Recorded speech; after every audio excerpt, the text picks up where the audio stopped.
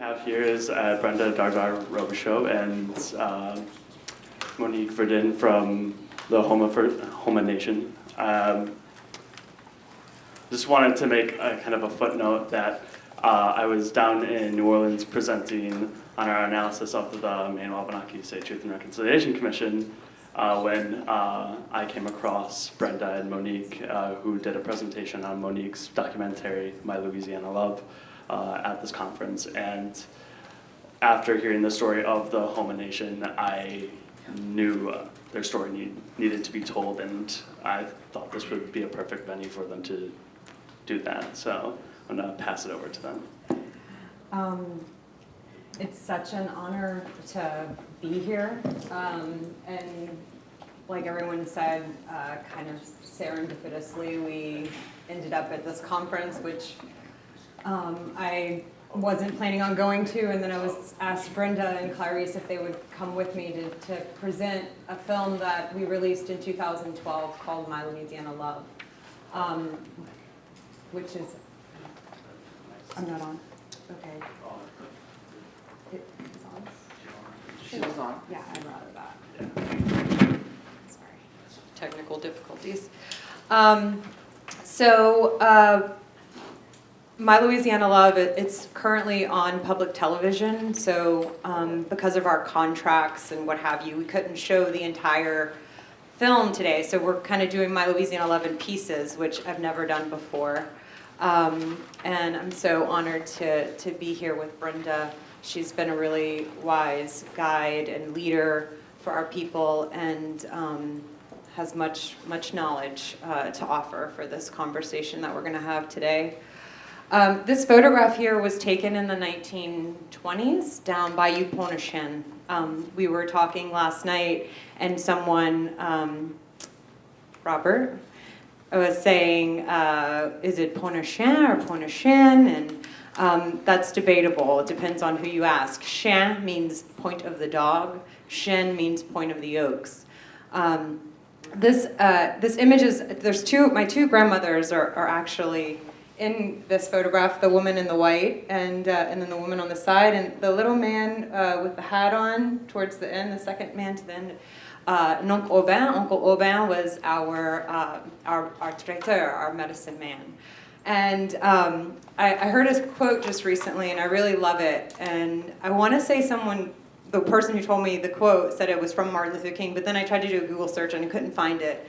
But the quote was, "You are your ancestors' wildest dream." And I think my ancestors would think this is pretty wild that I'm in this room today and that we're having the conversations that we're having. So yeah, you are your ancestors' wildest dreams too. We're gonna kind of, the way we've mapped it out, we have a couple of clips that we'd like to show, and we'd like to have a conversation. We have stuff to say, but we also don't mind being interrupted. So if you feel the urge, please do. So I'm going to introduce you to my grandmother.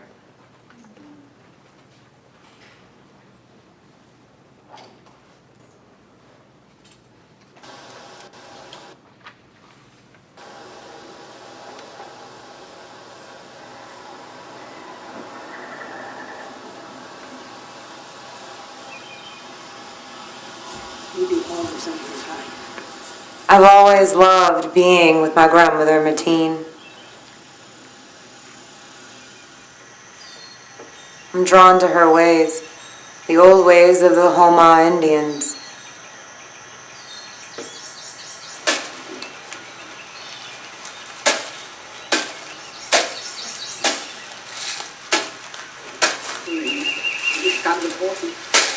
Straight like a beam.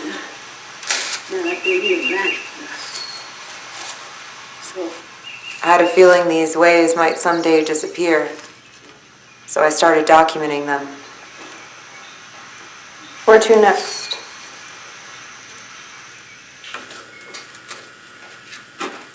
So you put the good feathers in that bag.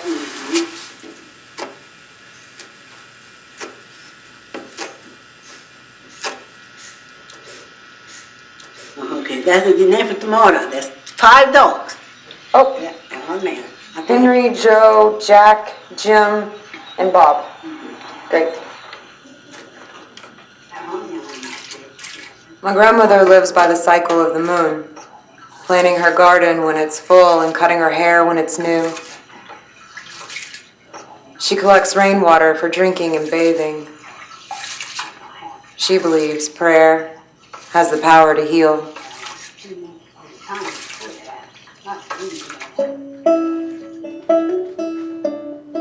My grandmother told me stories of her childhood days, living with her clan in thatched palmetto camps. They were the indigenous people of the Delta, whose bloodlines were mixed with French settlers. They fished the waters and hunted and farmed on the land. The Louisiana Purchase had forced my ancestors into the least desirable swamplands between the Atchafalaya and Mississippi rivers. The Houma Nation has never been federally recognized. My grandmother just calls herself French Indian.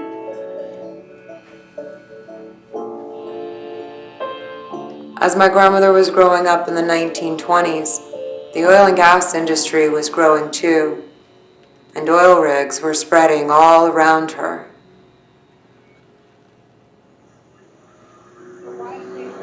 On my grandmother's 90th birthday, we took a trip down Bayou to where she grew up.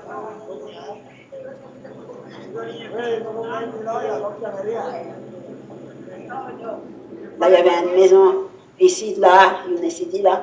Et là, il y avait. Non, pas bien, c'était notre docteur, c'était notre docteur de lien. 4 maisons.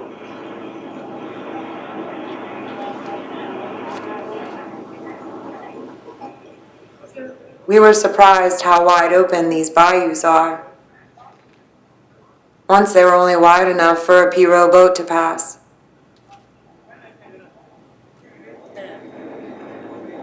Et qu'au fait ta partie d'ici? Le monde de Bayou de la Fouche était après prendre toutes nos places ici, et piégés. Toutes les compagnies après ça, lui, la rentrée. Quelle compagnie? Ah, moi, je connais pas. Des compagnies de quoi? D'huile, compagnie d'huile. Est-ce qu'il a payé pour le terrain? Well, they would come and make them sign paper saying that we were going to have something. And they would give you $10, $15, $20, $25 sometimes. And that was it. That was to take the property they were making them sign.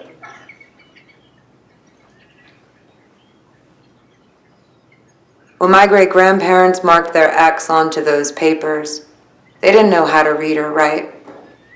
They barely knew how to speak English. But that X took away their land and so much more.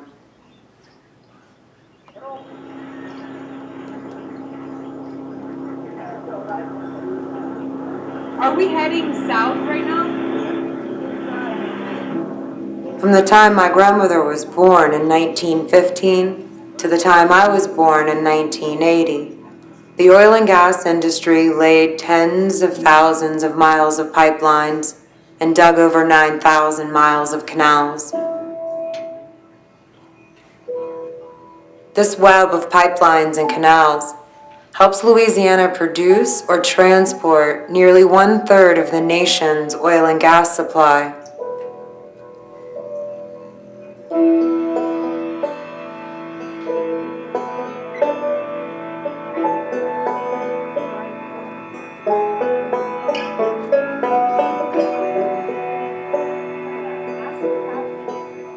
Unable to track their native lands, my grandmother and her family left Pointe-aux-Chenes in 1943.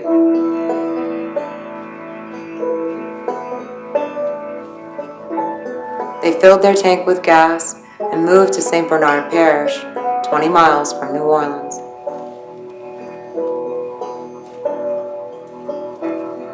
My father was raised in St. Bernard Parish. He grew up living the traditional ways and was proud of his native heritage.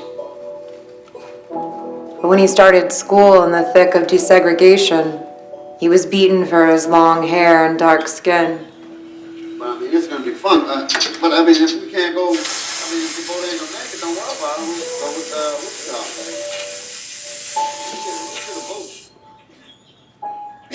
what's it called? Oh my God.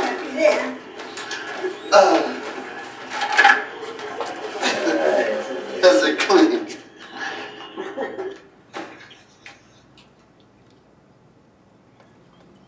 I wanted to be a daddy's girl, but my father wasn't always around. We got closer as I got older. Tag a dog.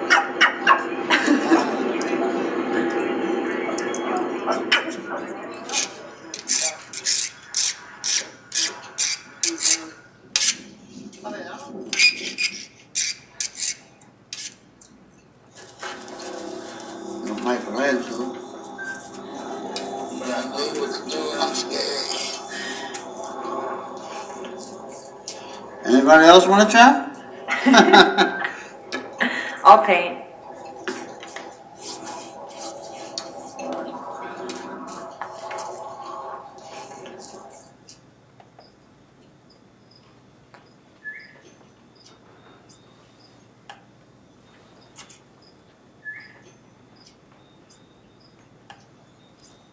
What is it?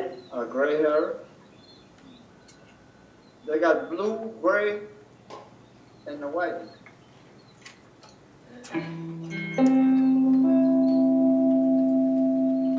My father was always a magic man to me. He could make a car run without any gas, and he could make a dying man laugh. But he struggled with the drug and alcohol addiction.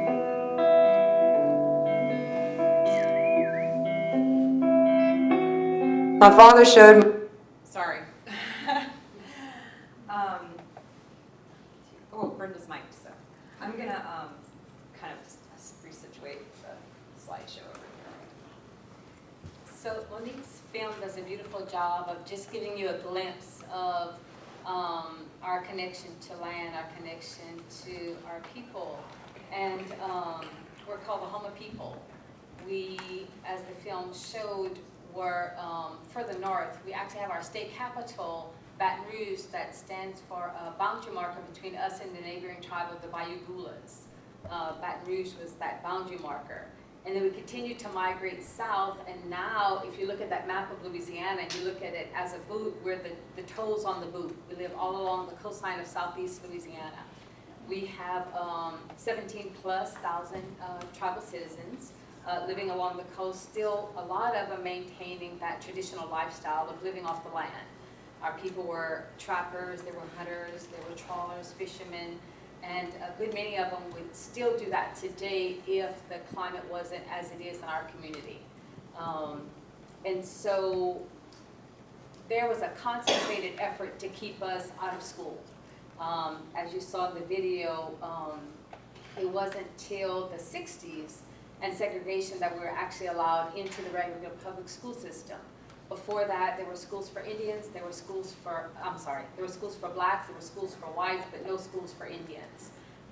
When schools finally came, you could receive a 7th grade education, and they were settlement schools. We lived in, I grew up in a community called Golden Meadow, but I lived below Golden Meadow. That was, we didn't live in the corporation limits of the town. That was for non-Indian people. The Indian settlement was below the corporation limits.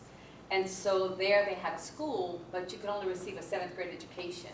And so the people of my dad's generation has but a 7th grade education. They were often told that they would promote them to the 8th grade, but the 8th grade books hadn't come in yet. And so after years of repeating the 7th grade, they knew those 8th grade books were not coming in. And so they moved on and they went trawling or trapping or whatever it is with their family, and started doing so at that age. We speak a unique dialect, what we call Houma French.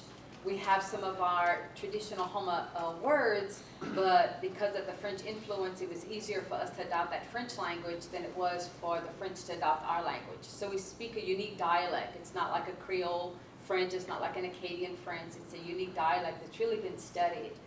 And at school, if you spoke that language, they would put rice in the hallways and have you kneel on the rice, and just to make sure that you knew you were not to speak your traditional language in any way. And so it was a difficult time, but our people are resilient, and my dad laughs about his 7th grade education. And although they didn't have a formal education, they're the brightest, smartest people, you know, that you'll ever meet. I started school actually with civil rights in the mid-60s. And so it was really difficult. That was the first year Indian children were actually allowed into regular public school. There was a lot of name calling. There was a lot of, it was rough. And so I go home crying. I hadn't found my voice yet. I didn't find my voice till many years later, but so I'd go home crying, and my mom would come to school. She had 2 artificial legs, strongest woman, you wouldn't want to cross her. And so I'd go to school crying about the other kids. She's kind of tormenting me, calling me names, doing all these awful things. So she'd go to school and meet with the principal, and she'd say, look, you know, our children are coming to school here. They needed to be treated with respect. You know, they needed to be able to come to school and be treated fairly. And so he would say, yes, Ms. Dardar, you know, I'm going to take care of it. And so the minute she would leave, he would call me into his office, and the person who was tormenting me, and just lean over his desk and say, Ms. Dardar came in here ranting and raving that you girls are having problems. You're not having any problems, are you? And so you knew right away that it didn't pay to complain or to say anything, because it was not going to be addressed. You just had to learn to deal with whatever was coming your way and make the best of it. And so that went on for quite some time. I'm happy to say now that things have gotten better. Are they perfect? By no means. You know, that racial prejudice still raises its ugly head every now and then, but hopefully we've done a lot to do away with, you know, some of what was happening. Our people really knew the importance of education. And so Monique's family talks about moving to the St. Bernard area. We had a migration of people that moved there right before the Civil Rights Act, in mid-30s, 40s, around that time, because they knew the importance of an education. If you lived down the bayou, is what we refer to where we live, because we're all along the bayou. I lived along Bayou Lafourche. Like I said, you could not receive an education, or you could receive a 7th grade education. Now, if you lived to the New Orleans area, you moved there, you could go to school. You could go to school, you could receive an education. And so because of that, we have a migration and a population that moved to the New Orleans area. Jefferson Parish, St. Bernard Parish, Orleans Parish. And so we have that population that lives there because of those educational opportunities. But in the 1917, all the way to 64, we had a couple of tribal citizens who petitioned all the way to the president, just asking and demanding that our children have the right to receive an education. You know, they would paddle by pirogue for days just to get to the courthouse, or just to get there to be able to see what could be done that would allow our children to attend school. And unfortunately, it didn't happen until the mid-60s. I just wanted to show these maps just to kind of help us orient ourselves. And I'm going to stand up. As Brenda was saying, I live in the Big Toe, so I'm like over here. This is between the Atchafalaya and the Mississippi rivers, is where most of the Houma still live today, and in these coastal communities. And as Brenda was saying, because of our alliances with the French and the Spanish, there was a promise of land, of the Yakni Houma. It's also the Yakni Cheeto. Here you can see it on the map. And that's this territory between the Atchafalaya and the Mississippi rivers.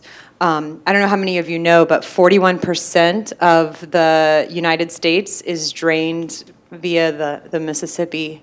And Sheldon, it was really powerful to hear your personal story today, because last summer I got to stay on a houseboat right across from Pike Island. and I knew nothing of any of that history. And it was, and then we went there, and you can feel that that is a sacred place, and that those stories are never told in our history books. And similarly, the story of the Houma is not told and not known even within our own state. And there's 17,000 plus members. So, I mean, I think that this telling of history is, speaks volumes. This is also just kind of going in. They call it the 5-finger bayous. So water is very much so a part of who we are and how we move. And so, down each of these little bayous, I often say, the Houma, they dodged the Trail of Tears by going deep into the Delta. But there was also this promise of this treaty, too, that, of course, after Louisiana Purchase, none of that seemed to matter anymore. Do you have anything else you want to add? So it was by no accident that we were not allowed into regular public school. When you look at where we live and the riches that lie beneath our lands, that was no accident. And so we have a document that says that there was a judge, and he asked, well, why don't you want them Indians? And they didn't call us Indians. It was a derogatory term they called us, and it was Sabins. Never knew what it stood for or anything, but that's how they referred to us. And why don't you want those Sabins educated? And so the judge replied something like, those Sabins, they're smart. So we have to make sure that we don't allow them to get an education, because if they do, we won't be able to take their land from them. And I mean, that's what they would do. They would come in, they'd come with a document, and we were very trusting people. They would come in with a document saying, well, we want to drill on your property. And so we just need you to put your X here, allow us permission to do so. And if we find anything, we'll make sure that you're compensated. And so our people, not knowing any better, would put that X, and then it was just a quick take of their land. And so there's so many of our people that have lost their lands that way. Also, Louisiana is run under Napoleonic law, which complicates all kinds of things.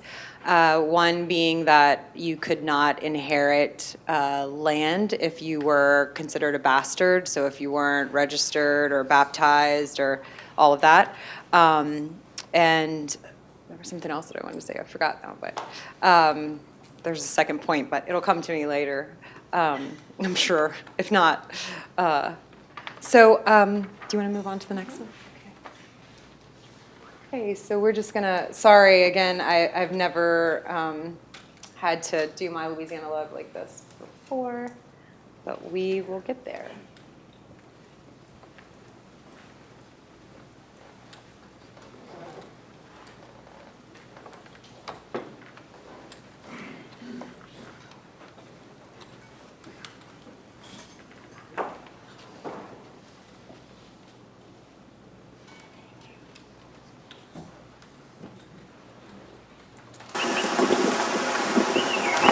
I invited crowds to come down the bayou to meet my family. Hey!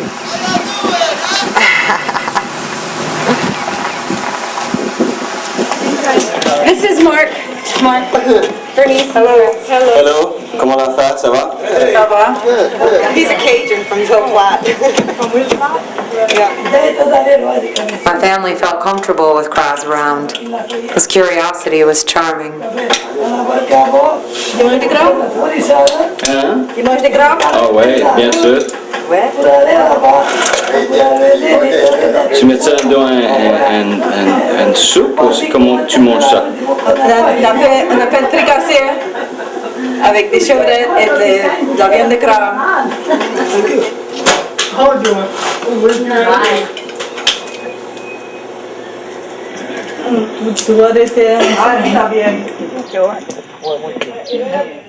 Crowds started asking a lot of questions about my family's land. How high does the water get when it comes here? We gotta use a pirogue to go to the road.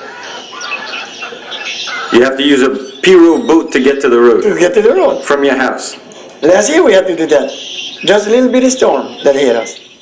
Has it been getting worse, or has it always been like that? No, it's getting worse. You see, the land is sinking. You see, more gas and oil you got underneath your ground, the higher you're going to stay. The more they're going to pump, the lower your land is going to go. South Louisiana is losing almost an acre of land every hour.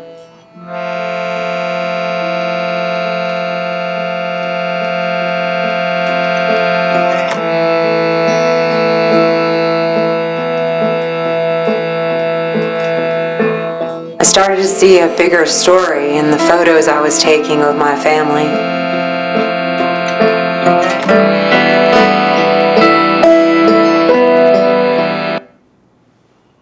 Okay, there's 3 little clips that I want to show us, and then we'll go back to our conversations.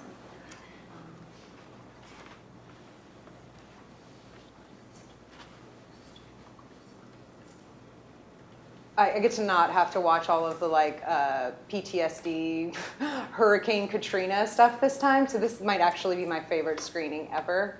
Here we go. Little humor. 9 days with a flock of geese.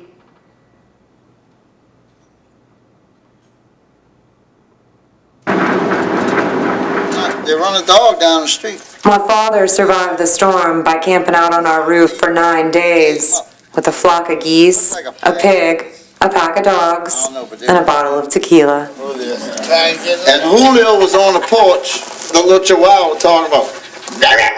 I said, stop it. Shut up. The geese ran all over to the porch. Everybody was on the porch. The little pigs were on. I said, shut up. My grandmother and uncle were pulled on a pirogue, slept on a shrimp boat for a couple of days, then walked the levee to safety.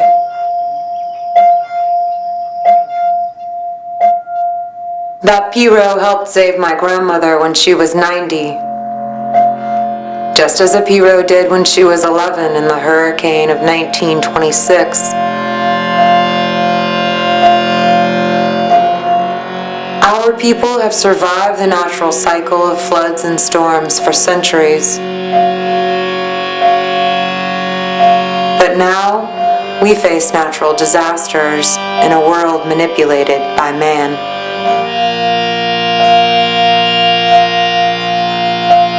The Mississippi River Gulf outlet, Mr. Go, was dredged in the 1960s as a shortcut from the port of New Orleans to the Gulf of Mexico. During Katrina, the Mr. Go acted like a funnel for the storm surge, contributing to the failure of levees and allowing the surge to slam onto our land.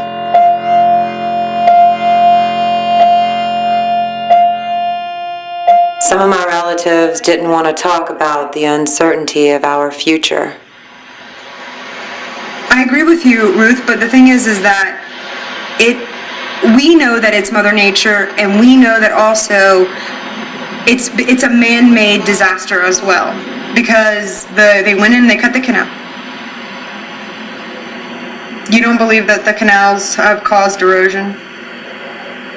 I see it happening, and it's happened in a short amount of time. And I love Louisiana, and I want to live in Louisiana. My dad and my uncle and my grandma and my cousin would have all been fine if that levee wouldn't have broke. They would have all been fine if that canal would have never been dredged. Yeah, they would have had some water, and yeah, they would have had some rain. What?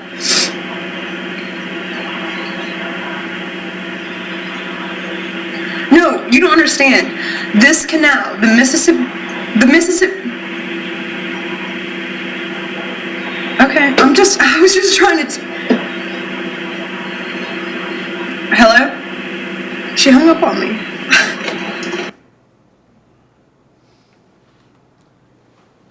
One more.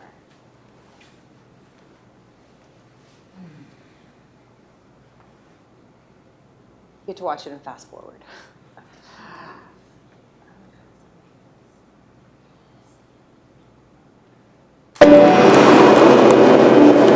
We found out an oil tank near our house had been pushed over by Katrina's flood, spilling 1.1 million gallons of crude oil. But this is just a fraction of the 8 million gallons of oil spilled during Katrina and Rita. They're saying, sure, go in, go fix your house. I think we can leave that part out.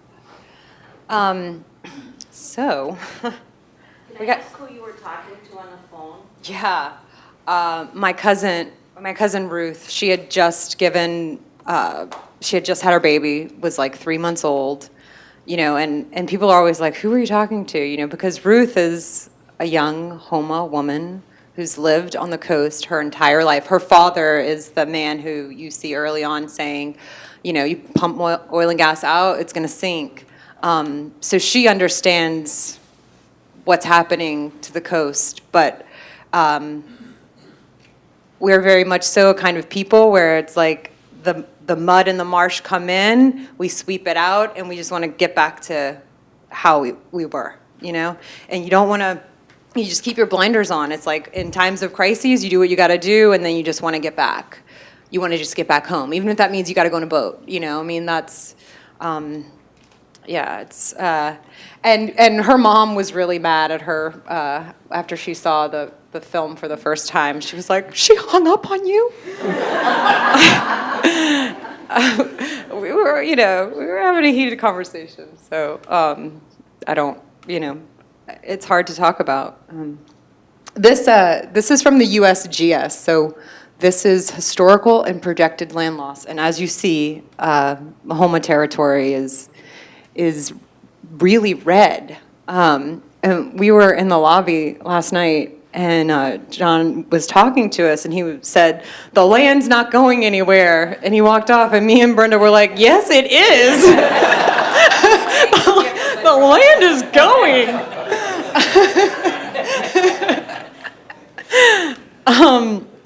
Yeah, we're losing land at the fastest. They don't know for sure, but we think we're losing land at the fastest rate on the planet. And that is caused for a number of different reasons. One, after the flood of 1927, they channeled the Mississippi River. So the river's not doing what it naturally does, flooding, bringing in fresh sediment. Two, we're in a delta. So, you know, this is some of the freshest, newest land on Earth. And it's subsiding because that's what deltas do as they compact. Also, you know, the river, the Choctaw called the river the chef menteur, the chief liar, because you never knew where it was going to go. They also said, there's another legend that they called the first governor of Louisiana the chef menteur, so both apply, I think. Yeah, so, okay, we have subsidence, we have the Mississippi River being channeled. We have these thousands of canals for exploration and production of oil and gas. Also, there's been a lot of sulfur that's been mined. And then the feds they've made their shortcuts to get to their ports. And the Mr. Go, which flooded my community of St. Bernard Parish, has a sister canal that's in Houma called the Houma Navigational Canal. The Mr. Go is contributing to 600,000 acres of wetland loss. So since it was dredged in the 60s. And someone said that, you know, what took man 5,000 years, or what took the Creator 5,000 years to make, it took man 80 years to get to a point where we don't know what to do. There's tons of plans out there, but we can't work fast enough. And there are conversations that are being had, both in the feds and in the state and in our coastal communities, that communities will have to be sacrificed.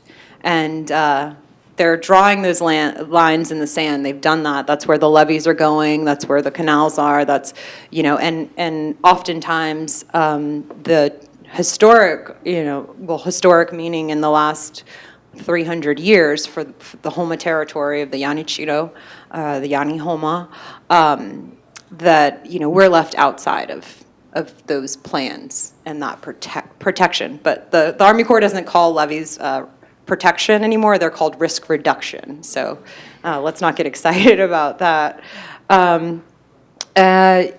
So I'm just going to kind of flip through. Is it all about, is water levels rising an issue also? Oh yeah, I forgot to say that. Sea level is rising, and we're experiencing it faster because of where we are. So, yeah. So these location canals that were built has allowed for saltwater intrusion. So where you once fished fresh fish, now you fish saltwater fish. And it's just at an alarming rate. In visiting our tribal communities, you'll talk to elders and not even elders, just, people who would normally look out their backyard and they'd have acres of land in which they'd raise cattle and farm and horses, and now it's open water. So it's happening that fast. And so between climate change, sea level rise, the impacts of oil and gas, our communities are eroding away before our very eyes. Now, does the salt water affect vegetation that adds to everything. erosion as well? Everything. And so, and oftentimes when they'll talk about projects, like she made reference to, they'll just wipe off some of the communities. And guess which communities they're doing that to? Of course, ours. We're right along the coast, and so when they do a study, it's often said that the cost that it would take to protect our community is not worth the value of the community. Now, how do you put a price tag on people? How do you put a price tag on our history, on our communities? But they do that. It happens all the time. And so you're constantly, in a battle trying to get some type of protection. We started a project called How Safe, How Soon, in which we held community meetings, and we had a study done in what type of levee protection systems are being built, or water control structures are being built, or the lack thereof. More often than not, it was the lack thereof when it pertained to our communities. What is our communities going to be like in 5 years from now, 10 years from now, all the way to 100 years from now? And what do we do to adapt? Because when you talk to our people, they don't want to go anywhere. This is home. You asked about how is the salt water affecting our communities. My grandfather was a traiteur, which you might call an Indian medicine man. We call him traiteur. He was a healer. And he grew plants for healing. And now those plants are hard to find. And so what we've done is I work a lot with our youth. And so what we've done is taken some of those plants and transplanted them to higher ground. We hold leadership camps. This is our 24th year. So we'll teach our children the common name, the scientific name, how was it prepared, and what was it used for. So my dad has that knowledge. He's not a traiteur, but he has that knowledge that he shares. And so we're doing our best to hold on to as many traditions like that as we can, but it's difficult. When you see your land eroding away from you, you're losing that sense of community. We have ties and we're losing that. And so we're having to adapt in our very existence, in our entire way of life. There's a third part. Sorry, just 1 second. So Clarice Friloux, my cousin, was supposed to come, and she didn't. But Sheldon, Well, how many acres do you have on your? Well, we have the modern Houma's matriarchal last leader, really, is our great-grandmother, Rosalie Couteau. And Rosalie was smart enough to purchase these undesired swamplands. This is between, I think it was 1860s that she bought this land that nobody wanted, right? And so there is, a land claim there, but because of taxes and because of secession and Napoleonic law, it's just so convoluted that to one tract of land, which I don't even know the number, I don't, yeah. There's so many heirs to that property that it's really, really complicated. It's hard to even figure out. So what we have is isolated pockets and settlements of individually owned property. So the only property that the Houmas owned is where an Indian school was in the town of Montague, in the center of that town. And so we have pockets and settlements of our people, but the tribe doesn't own any land per se. except that one tract of land that the old Indian school was on. So it's all individually owned. So I was saying Clarice was supposed to come, and we'll get to introduce you to her and the work that she's been doing. Over, you're gonna get sick. This isn't the first time my family has had to deal with the oil industry poisoning our land. My cousin Clarice has been fighting a legal battle since the 1990s to stop the dumping of oil field waste near her house. Hi, my name is Clarice Friloux. We learned that our children suffer from upper respiratory infections and bronchitis. We learned that our residents suffer from heart problems, and the list goes on. I cannot sell my property.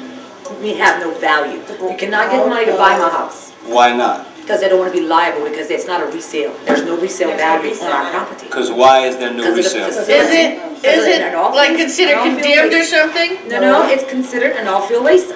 And nobody wants to live there. Even though it says non-hazardous, it still has hazardous characteristics. I don't know, I just think that Dr. Mike is here in the room, Brenda's husband, and Fee, her daughter, and they were very much so instrumental in this fight for Grand Bois and the pits, but unfortunately they're still there, and they are dumping toxic waste daily. We have one last clip, and I'm sure we're short on time or overtime. We're okay, all right.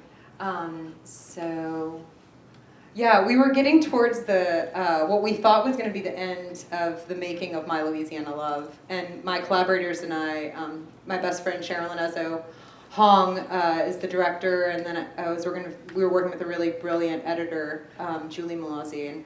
And I was, down in St. Bernard in Louisiana dealing with all this stuff and having to communicate with them about, what's going on, and we were just butting heads, I'm sure.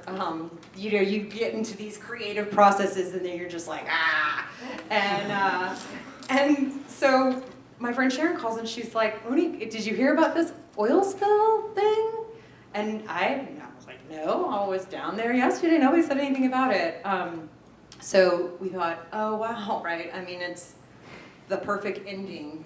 Not perfect, but to show this cycle of environmental injustice where, it starts with the land being taken away from our ancestors, to them coming in with the oil and gas canals, to them dumping the waste in Grand Bois, to then the BP drilling disaster and Murphy Oil's tank coming off and oil being in everybody's neighborhood in their actual houses, to then this major disaster in the nation's backyard. So, 3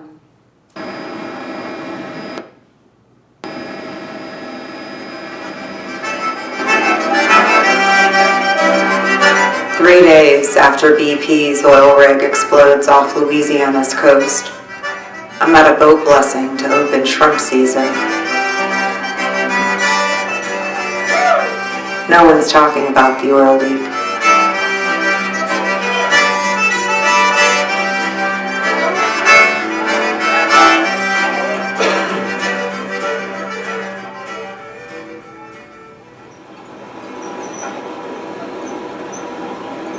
I take my camera out shrimping with my cousin Salle.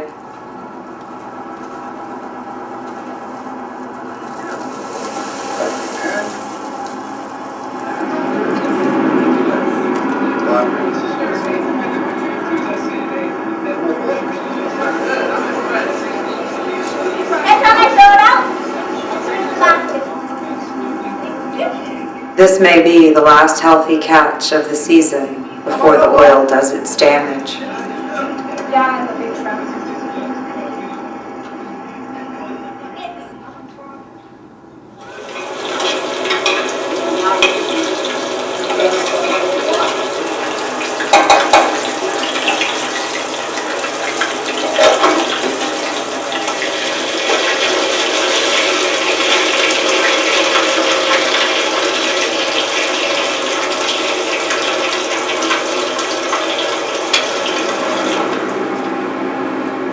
I go to talk with my cousin Clarice about the oil leak.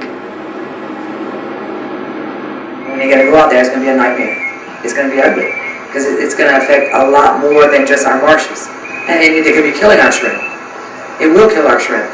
And eventually, I imagine, the marsh is gonna recuperate, but for how long? Because once it gets in because our marshes are like sponges. It's gonna get in there, and you can't go in there and mop it up. It's not gonna work.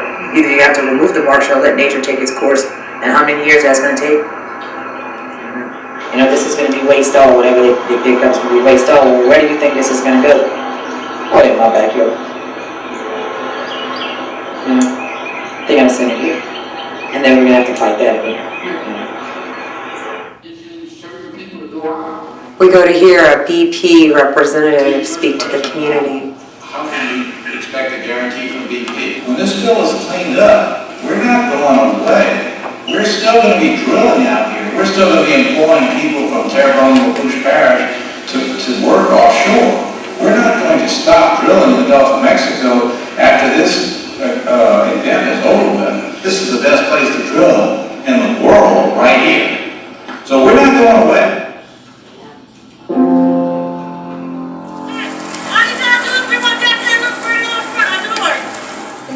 Closed fisheries forced my family to work for the BP oil cleanup. The program is called the Vessels of Opportunity.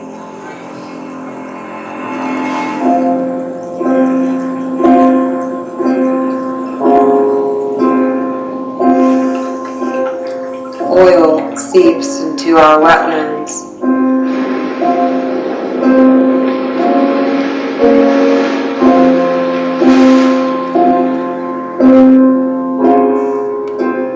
And this is growing to become the largest accidental oil spill ever in marine waters.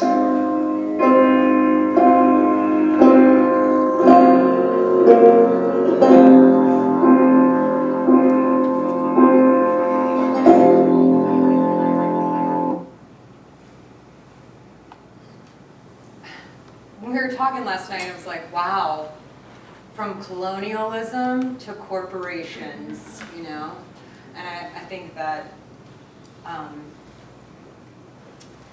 oil and gas has a lot of power,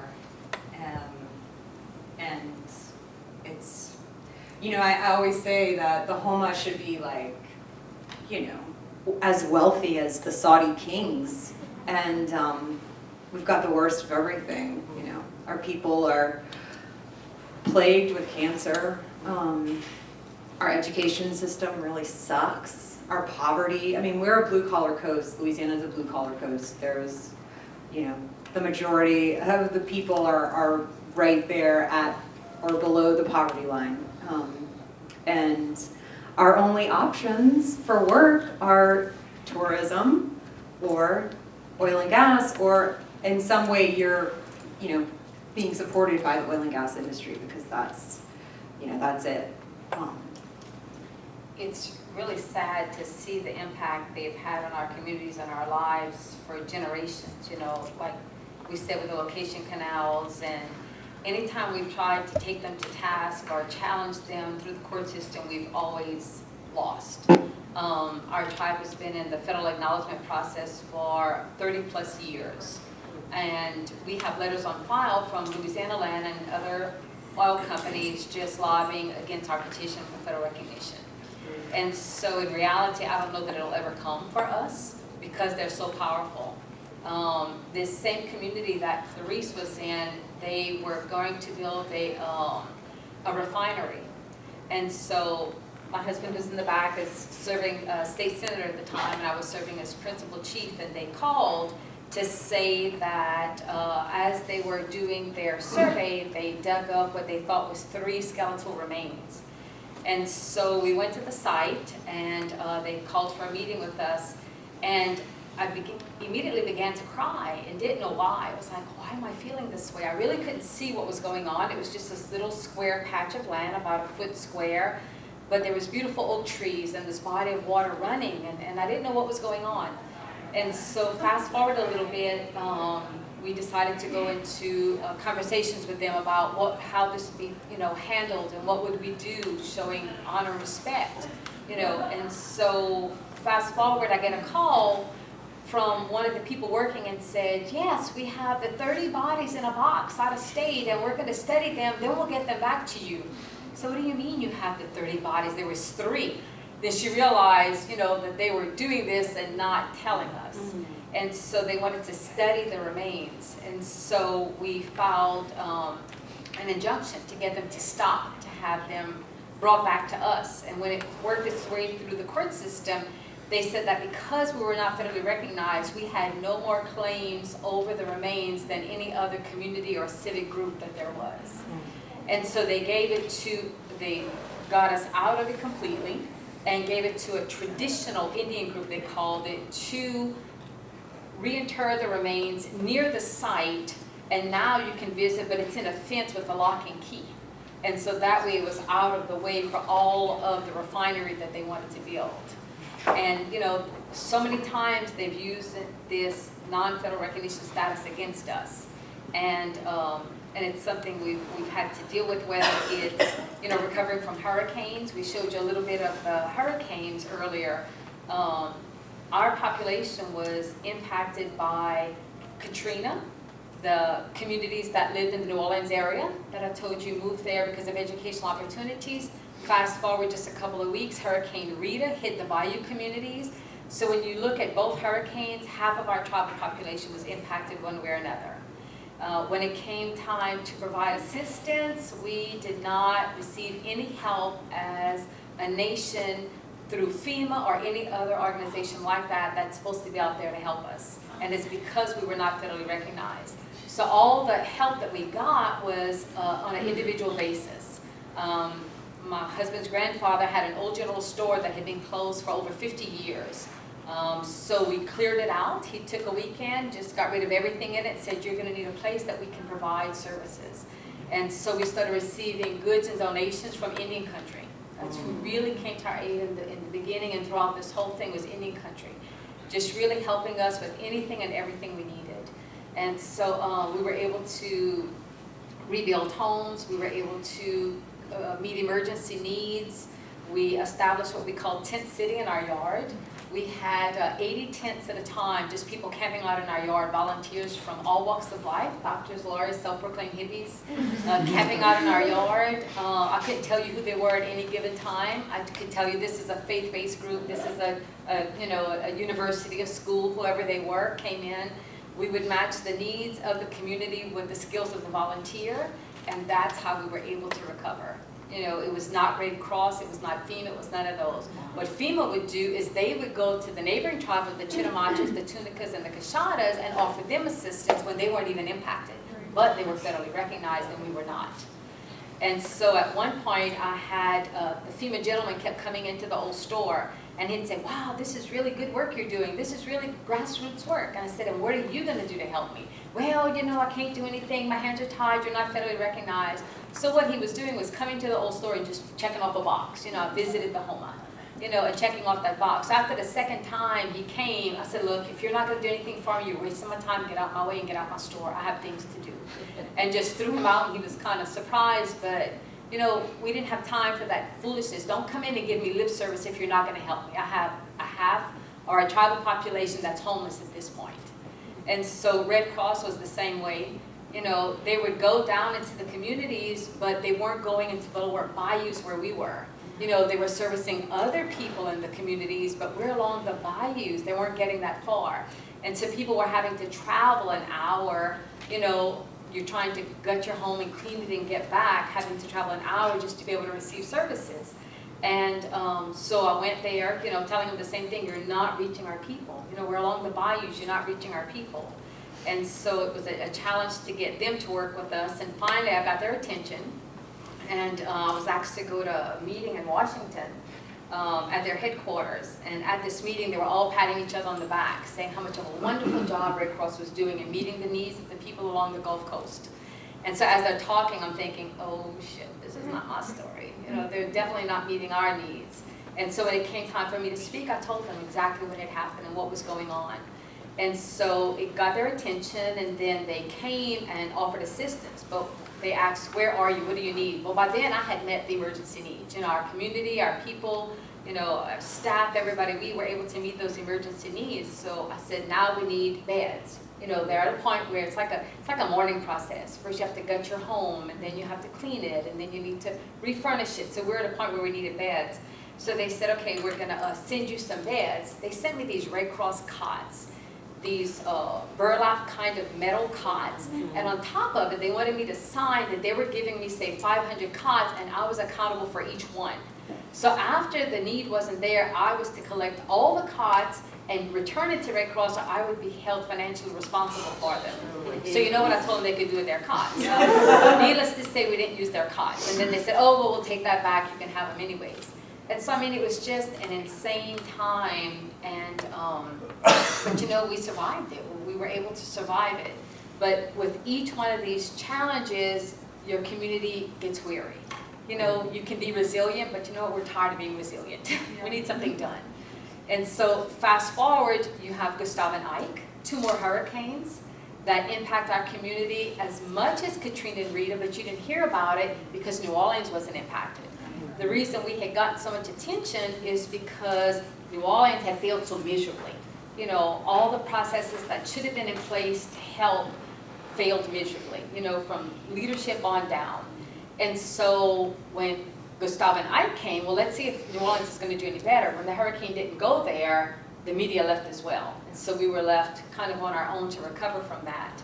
And so after the Katrina and Rita, we'd visit, my daughter, my husband and I, we'd make, visits with shrimp boots up to our knees in mud, just going and assessing the damages, seeing what help we could provide and what the needs were. And almost every one of them, we didn't lose any life. It's just, physical things we can rebuild. We're going to be okay. And they just had that strong strength and spirit, that would just inspire me to want to do more. And then when Gustav and Ike happened, I saw them weary. For the first time I had grown men crying, I just want to go home. I just want to go home. And that's how important it is to us, that sense of place, that home. And just to see it eroding that way, and to know that the powers that be could care less. They could care less, that you're left on your own to try to figure this out. You're left on your own to try to adapt and do what needs to be done, that you can bring your people home, or that you can stay there as long as you can. There was an elderly gentleman who was ill with cancer. He had evacuated with Gustav. When he came back home, but his home was flooded. When Ike hit, he was close by, and he was in his last days of cancer. And so we drove down there, and I saw a whole bunch of people gathered at this home. And so, I was greeted and went to see what was going on. And the house, when I approached it, still had marsh grass on it. There was mold and mildew halfway up the wall. And here was this frail, elderly gentleman in his last hours, here on earth, surrounded by family and church members singing his favorite church hymns. And he wanted to go home. That's where he wanted to spend his last time at home. And he later passed that afternoon. But that's just that strong sense of place and home and community that we have, that we're going to fight as much as we can, to be able to stay there as long as we can. It's not that we don't have our challenges. And then when you look at the oil spill, that's just another layer of things we're having to deal with, having to recover from. And my husband opened a clinic. It's not often talked about, but you'll talk about how it eroded the land and how people were not able to fish, or provide for their families in the traditional ways that they had. But what's often left out of the conversation is the illnesses that came along with it. And so he's a ear, nose, and throat physician by trade, but started seeing people coming to him, asking about the illnesses, and would he, see what he could do. If you come to our house on a Saturday or Sunday morning or Christmas or whatever it is, and the office is not open, there's a free clinic downstairs at our house. You just come in and Dr. Mike will see you, and so they knew that he would be one to go to, to try to figure this out, because other physicians and other people didn't want to get associated with it. They didn't want to get wrapped up in the legal battle that was going to take place. And so for a year or so, we opened a detox clinic. Mike, would you want to come up and share some of that? Put him on the spot here. So.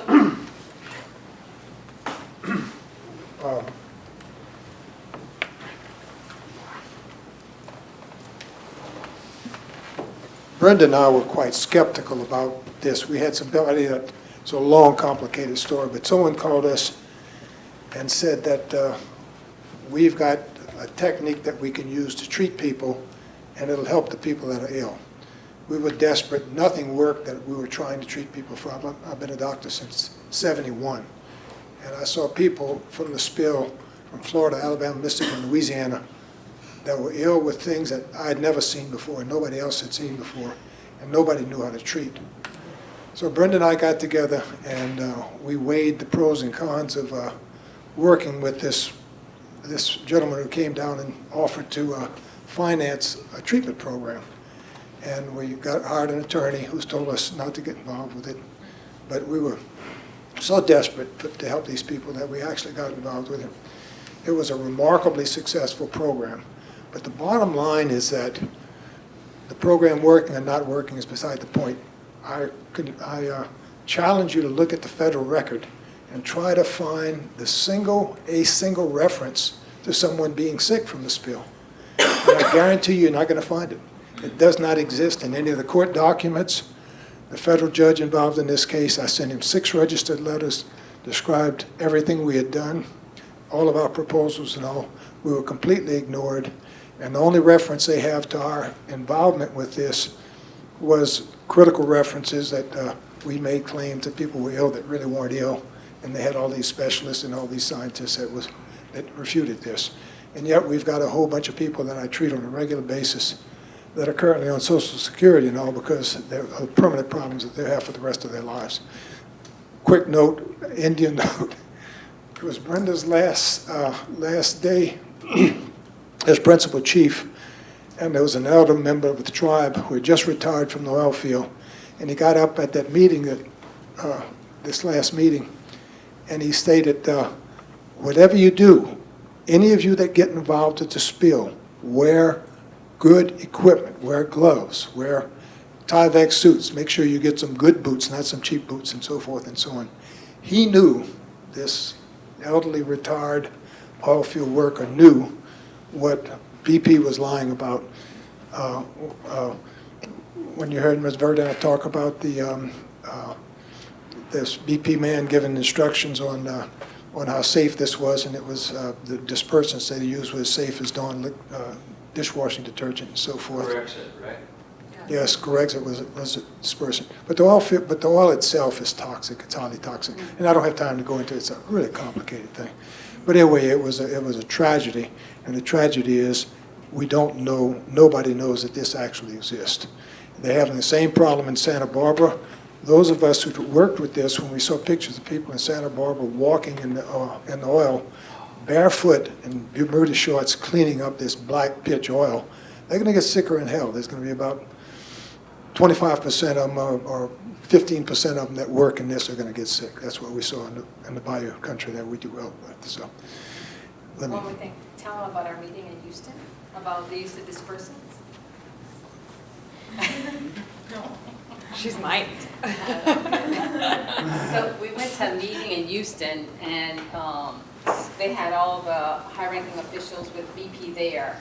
And we told them about our concerns of the use of dispersants, because what happened was they would come and just spray. You would not get any warning. So whether you were out in the yard, where you were on a fishing boat, whatever you were doing, you would literally be sprayed with it. And so at our meeting, we said, look, if there was another oil spill, would you use it again? And they said, yes. It's legal. We would definitely use this again. Then the question was asked, well, would you at least notify us before you did, that we could kind of protect ourselves from being sprayed with this stuff? And that part, they said they have to take under advisement. And I was just appalled to think, where am I living? Yeah. Where am I living that I have to beg this foreign company that's coming in and is literally spraying us with poison, and I have to beg you, oh please, before you spray me with poison, at least warn me so I can protect myself. Where are we that we have this kind of system set up that oil and gas are so powerful that they can get away with all the things that you see that they're doing that's affecting us as a people and our communities? It's as you can see, it just gets so frustrating to see, you know, the power that they have. And then at the same time, you'll hear people defend them and they'll say, well, they provide jobs and look at what they do for our economy. But I tell you what, just because they provide jobs doesn't give them the right to destroy people, to destroy communities. You know, it doesn't give them the right just because you provide jobs. I had a question and a couple thoughts. So first of all, how can we help? Like, what can we do? We need truth and reconciliation. I know, like, your battle to get federal recognition. There, have you? I know you don't have federal recognition now, but there's an organization, 26-member tribe organization, USET. Would you be able to join them? I mean, that strength and unity is their motto. That's a thought I had. And then, what could we do in our own states? Could we lobby our senators so that, you know, for your federal recognition? And how can we help? So we have been in the process, like I said, for about 35 years at least. And so now you're looking at the new structure.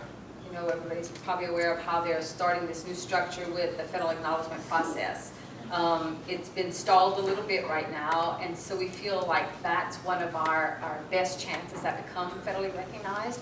And so I guess that would be just encourage the adoption of this new, these new guidelines that are trying to be established. So that would probably be one. I think we're the poster child for what's wrong with the process. You know, when I would meet with our congressional delegation just trying to seek support, you know, they would in front of your face say, yes, we're going to help you as best we can. But I think our leaders are elected and go up with good intentions, but it's not long before they're up there that they understand that if they want to be reelected, they have to follow with oil and gas, or they're not going to be reelected. So their allegiance doesn't become to representing their people anymore, it becomes to seeking reelection and staying until with oil and gas. We've already tried twice through the congressional route to receive recognition. Senators Johnson and Tozan both put up bills, but when you look at what they did, they really were not helping us to try to gain federal recognition. They were taking care of oil and gas because of the language in the bill said, well, they're not going to file any kind of land claims, they're not going to do anything like that that would indirectly or directly affect oil and gas. So they were really trying to take care of their oil and gas buddies more so than helping us gain federal recognition. And they were in recess when they brought it. So there was no way that the bill would ever make it through the process as well. And how do you even combine the two? I mean, how does oil and gas even become a part of the conversation, realistically? Yeah, it should not be, exactly, it should not be. But when you look at how much control it has over, you know, Southeast Louisiana and the United States, unfortunately, you know, the story we're sharing with you, the same story can be told in Alaska, the same story can be told all over. And so it's unfortunate to see the power and influence that they have. Maybe you can correct me if I might be mistaken, but I think there's something like 500 plus federally recognized tribes, and there's twice that much who is not federally recognized out there. And what's frustrating about this is we're seeing an active genocide happening right here. And like Esther is saying that we have to do something about this kind of thing, you know, and it's frustrating to hear this. I mean, it took 70 years for my community to get federally recognized, you know, and I'm not sure that. I mean, we can see the kind of landscape, the political landscape unfolding here, and federal recognition is not all that great in the first place, kind of thing. But putting that aside, I'm trying to find some form of articulation about how do we counteract genocide when we're confronted by it. Because these are conditions that are leading to the demise of a people right in our midst. I just want to say that I hope that the film, the Doctrine film that we showed today, and we're not having these conversations in our local communities about what is truth and what is justice and what is reconciliation.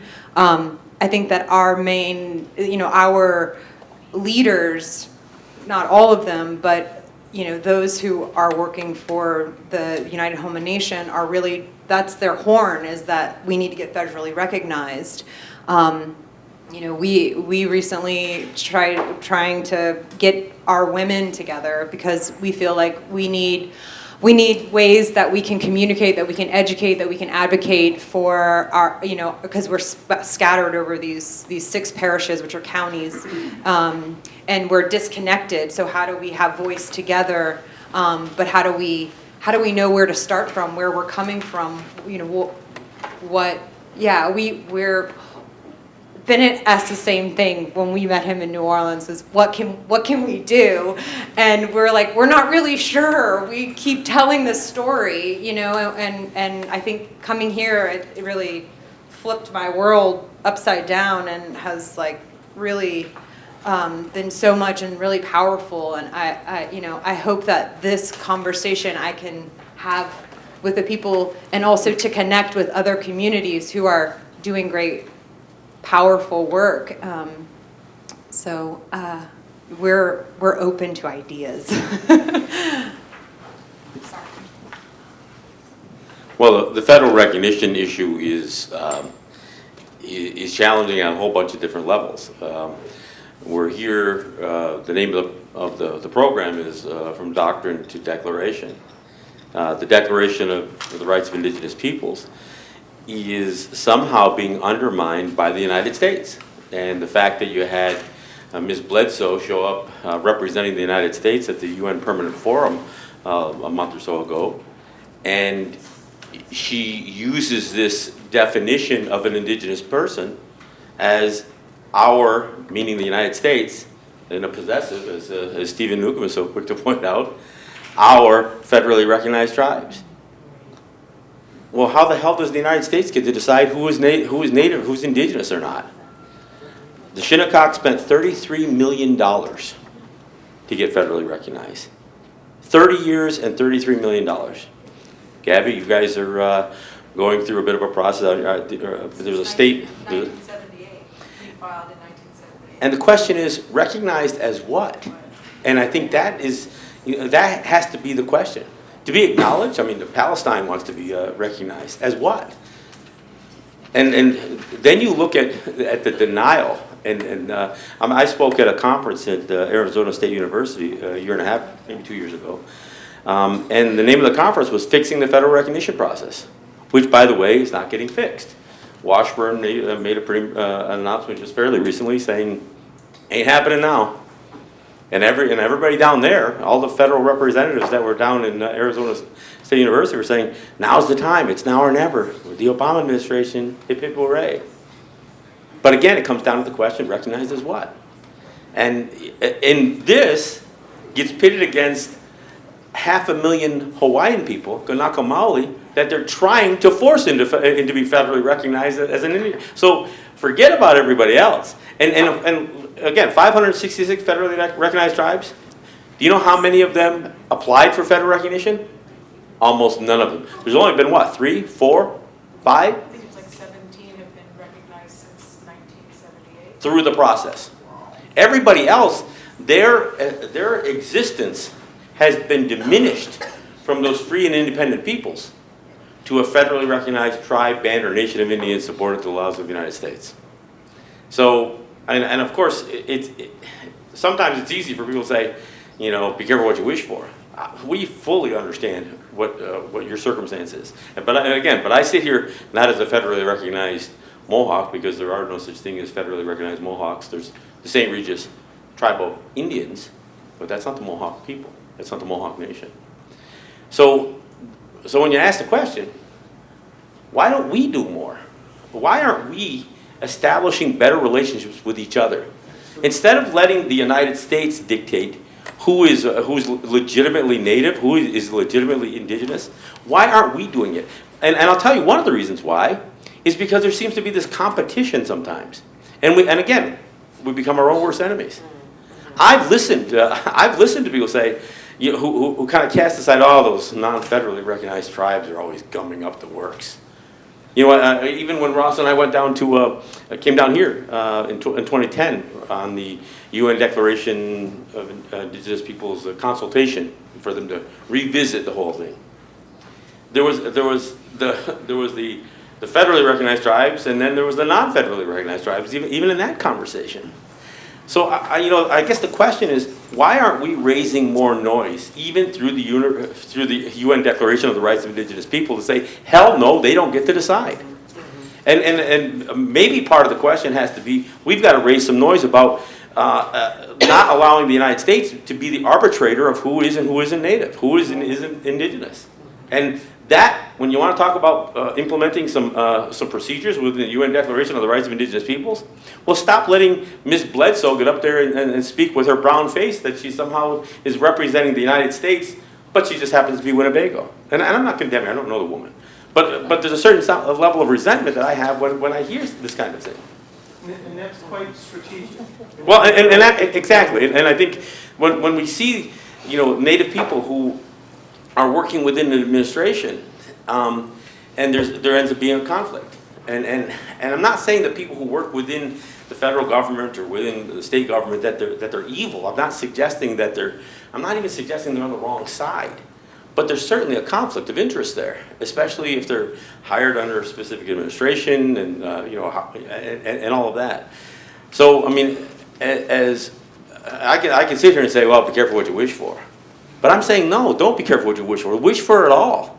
But perhaps where you're wishing for it is the problem.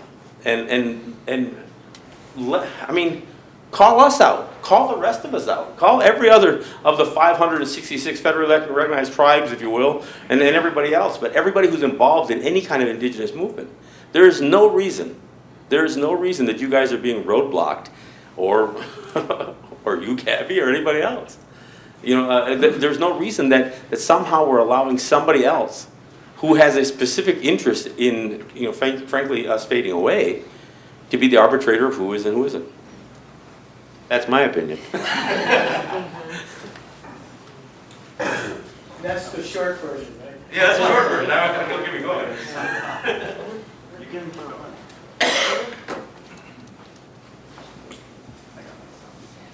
Okay.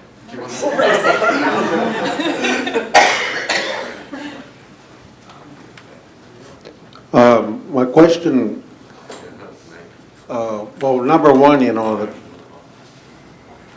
the oil companies and that are now, all corporations are now human beings, right? That's right. They have rights. Thanks to the Supreme Court.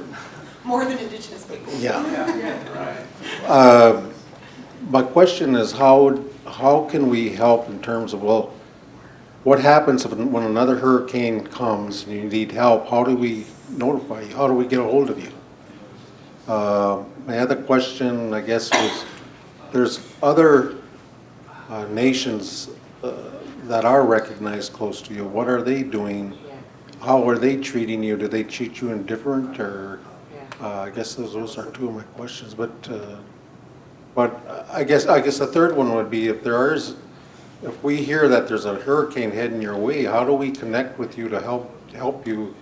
And perhaps if you can, there can be some type of communication to other tribes, other nations, I should say, that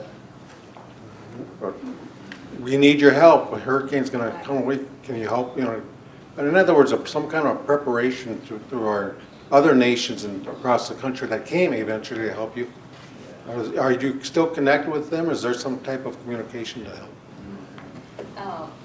Like I said, say we were really, really blessed and fortunate that Indian country came to our aid, just helped us in every which way that we could. And so I still stay in contact with a lot of people that came, that our paths crossed during that time. And so it's a real blessing to see how many people we're still in contact with that still have, concern and we've become good friends. And so I guess the best way would be through the tribal office, United Houma Nation. There's a phone number and a website, and so that would be the best way to contact. I'm no longer in that leadership position, and so now I'm not sure exactly how they handle crisis situations or emergency like that, but I would hope and I would think that they have the website and a Facebook page and all those social media things that can kind of keep you up to date as to what's going on. But the last tropical storm, I saw some of that out there. And so, so that would probably be the best way. We are trying to go to Paris for the UN Global Climate Conference that's happening. And I think we're looking to expand this conversation just in how do we adapt, how do we reconnect with our traditions and our foodways and our medicine and the preservation of that. And I think that I feel very isolated sometimes, just I think everyone does, because we have smartphones and we drive cars and we're disconnected from our communities a lot of times, and people who are doing that work. So I think that connecting with other Indigenous communities who are trying to find ways to reintroduce tradition back to the youth, and also connecting elders and youth, is something that we've been talking a lot about. And also, the Mississippi River Delta, I always say it's a power point for the planet. It's not just a special place for us, it's a special place for life. I mean, it's feeding the Gulf of Mexico ocean basin.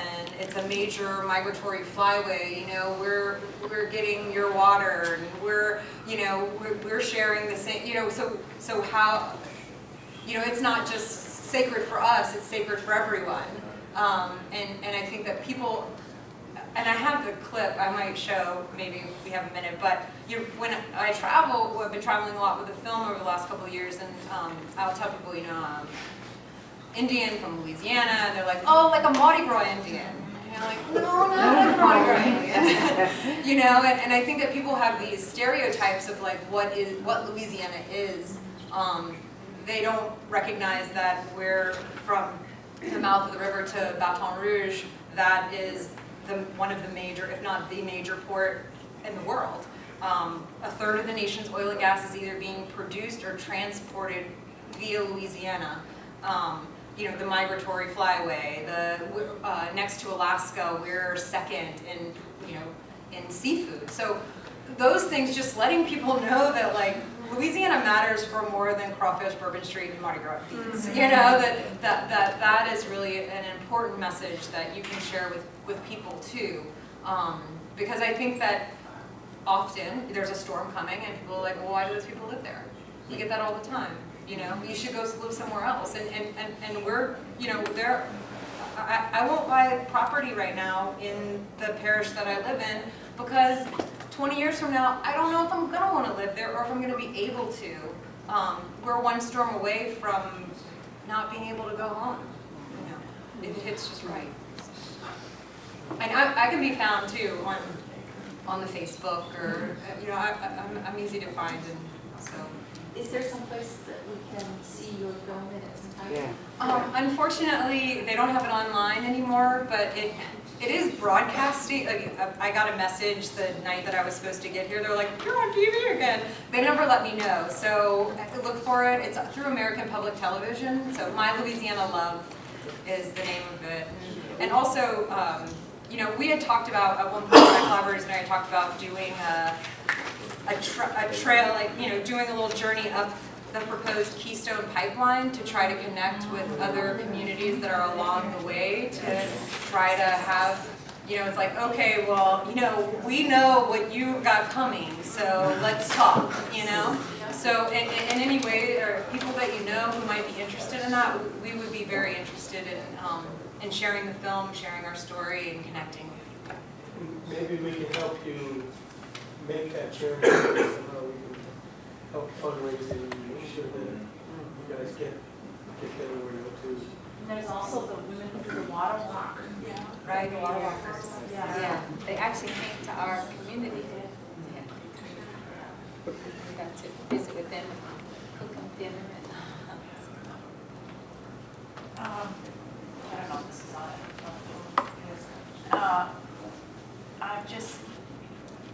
I just want to say that I'm deeply impressed at both of your conviction and perseverance. It's just, it's incredible. It's incredible to me. And what I've learned in really significant ways when the hurricane came, and I remember watching it from Canada on the TV, the first thought that came to my mind, and I even mouthed this out to my kids, was that Native people that live along there are going to be impacted the worst, and you won't ever even hear about them. And I don't even know who they are, but there's got to be Indians that live along there, and they're going to be the most devastated and the least helped. So you're totally confirming, colonial patterns that we are all too familiar with, because the environmental racism impacts us. It's environmental, it's genocide is what it is, it's genocidal. So I wonder, okay, I wanted to know how to get the video, but you've said that it's on, we can access it through... So it's American Public Television, but we do have an educational distributor if you're connected with a university that might be interested in purchasing it, and that's through Berkeley Media. Okay, so can we rely on you, Bennett, to let us know, like to do the follow-up so that we can get access to the video, so that we can mobilize, like I could show this to, my students as well. And okay, so that's that. I'm wondering, have you been in touch with the Indigenous Environmental Network and Winona LaDuke and those like political efforts? Yeah, with Tom Goldtooth. Yeah. And so we've worked with them so we're working with them. We were at a conference in Biloxi. Yeah, and Clarice, that young lady, was supposed to be here at a conference in Biloxi, and so we're planning this trip together to take a delegation of women to Paris for this.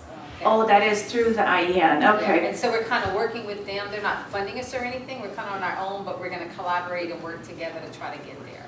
Okay, and then another thought, I don't know what the university system connection is to the people or in that area, but sometimes it's like Penthea is with the University of Southern Maine. She then got in touch with these, we had Esther's too, collaborated with these women, and sometimes there are really incredible scholars that would love to be able to work with Indigenous peoples that are struggling with, it helps the scholars get out of their heads too and actually do the work that they've studied all their lives to do. And I wonder if there's someone that we might be able to identify within a publicly funded local university there, or even a regional comprehensive institution. I'm not familiar with that area, but it seems to me like that would be a good way to mobilize, the truth about what's happening to your people.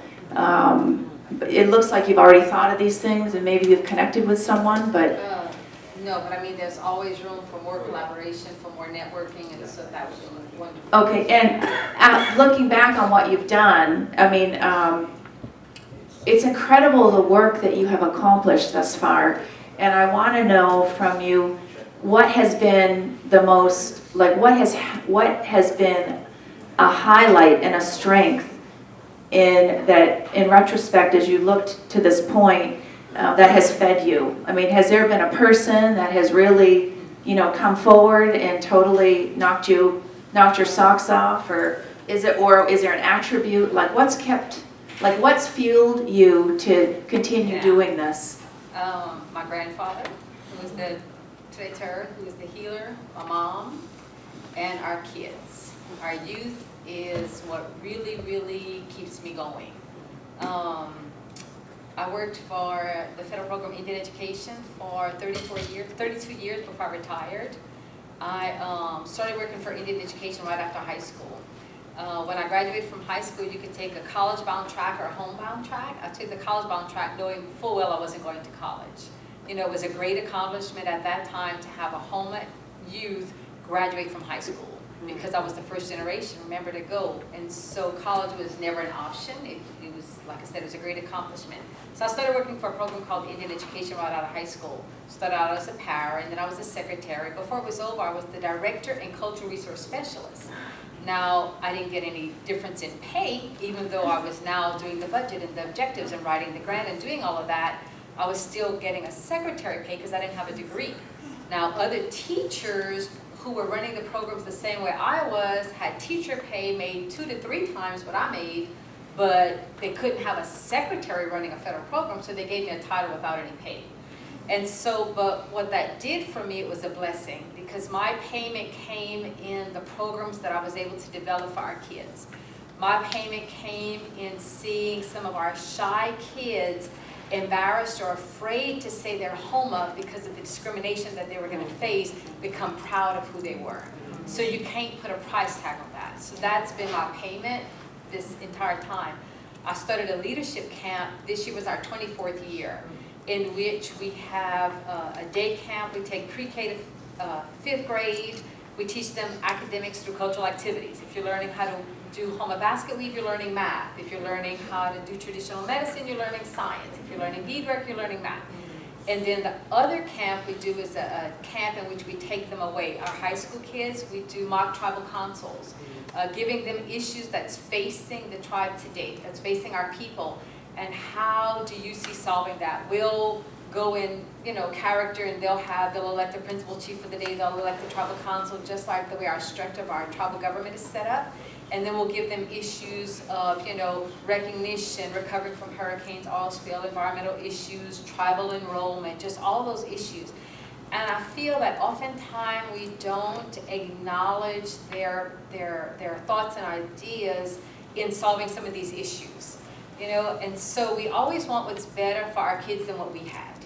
And so for me, that's an opportunity to prepare them for the future. And unfortunately, their future does not look good in a lot of ways because of this coastal land loss, because of all these issues that we're facing. And so it breaks my heart to see what their future is going to be like, and that they're not going to get to enjoy the lifestyle and all the riches that we enjoyed growing up. You know, being on the trawl boat with my dad and just doing all those things. And so for me, it's to prepare them to make sure that they have a seat at the table, that they have a voice that can be heard, that when they're facing these issues, they'll have the knowledge to be able to tackle these issues. Because I led for 13 years as principal chief with Heart and Passion. I didn't have that educational background. But it's so important that our youth have that, because they're going to be left with this challenge. And so my passion and my drive is to make sure that they're prepared for whatever's going to come their way, that they can handle it.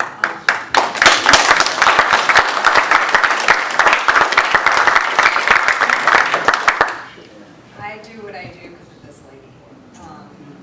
And my grandmother just turned 100 in April, and she's got her mind. She's really aggravated that her body isn't cooperating. But that photograph that I started with of the old house down by Pointe-Shan, that's what she used to tell me about where she came from. And so she had these 5 tiny little old postcard photographs, and she'd be like, I come from this place. This is what I know. This is how I grew up.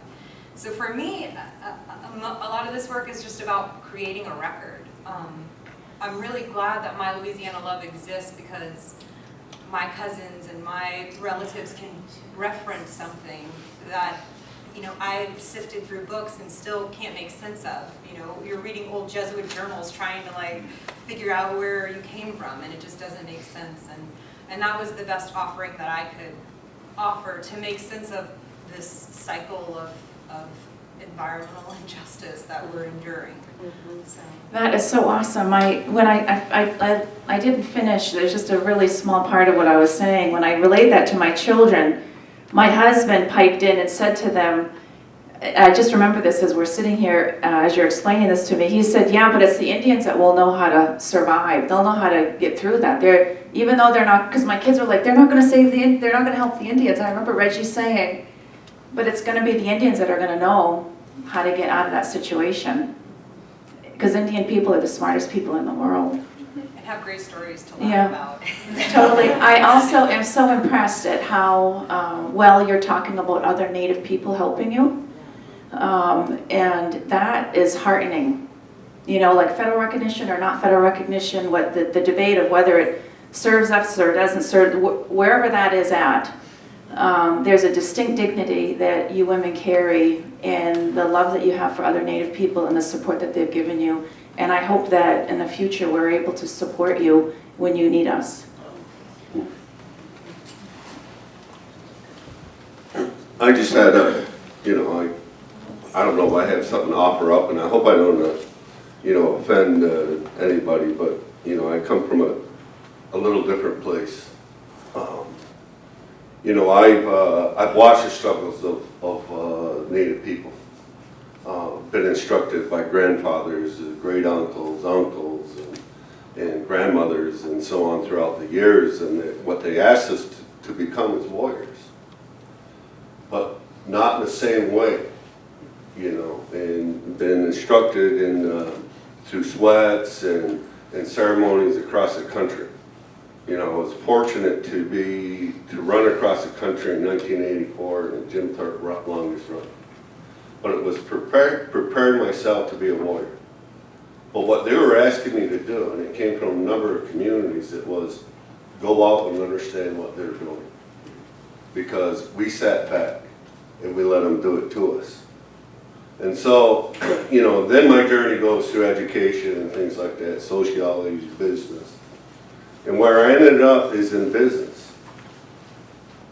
And because I tell stories that when I thought I was going to get out of high school, I thought I was going to be a farmer because my family owned all kinds of land. And there were farmers on it, non-native farmers. And everybody used to, when I was a little kid, they'd pat me on the head and they wouldn't say anything. It wasn't until I turned to be 18, they just said, they're not going to let you do it. I said, what do you mean? It's our land. It's not that they're not going to let you do it. It's the fact that they're not going to, you're not going to get the finance for the seed, the tractors, and the barn, and all that kind of stuff, because the land is not collateral. Then it hit me. It's like, our people don't have access to that kind of mobility and finance. And their systems of finance and business development don't work. So the next 30-something years was in business. So it was private sector business and native territory. Kind of a brand new thing, because everybody says, well, the tribe does this, the tribe does this, everybody goes through the tribe. I said, that's politics. That's constitutional thinking. That's, I said, that's not business. And so what I'm basically saying is that there's a point that, like John was saying, it's like, I don't care if the federal government recognizes me. There's a point that I'm going to pull myself up. There's a point that I'm going to look at the things that are around us, and the things that, we're now looking at because of some of that same spirit is that we're starting to look at energy and saying we're going to be best in the world, at least the best in this country. I'm not going to talk to politicians, I'm going to talk to universities, I'm going to talk to tech centers. The important thing about your land is that they don't want anything to do with it, except just pollute it, which gives you great access to look at technologies. If you can change your thinking a little bit and saying it's our way of thinking, not necessarily the way that we've made a living all these years. So the things that we go through now, when we talk about the millions of acres that we lost, I got to try to feed 8,000 Senecas, 8,000 plus Senecas on 40, 50,000 acres. But a lot of that is mountains. So what are we going to do? We're gonna go to hydroponics, aquaculture. You know, we're gonna do those kinds of things. And when I just got in office in November, I stayed out of it for a lot of years. I was in it early on, but when I realized that me being as an elected official of my territory, I had very little say. Indian Health Service was taking care of everything, and you know, education, Indian education, everybody else. So all grant programs that came with all these strings attached and everything else. It wasn't until, like I think I said yesterday, where I decided that I wasn't going to get involved until the people that were damaged through the Thomas Indian School, the boarding school, started to grow out of there, because they weren't going to give my generation a shot at it until we could get their thinking out of it. So it was a waiting game.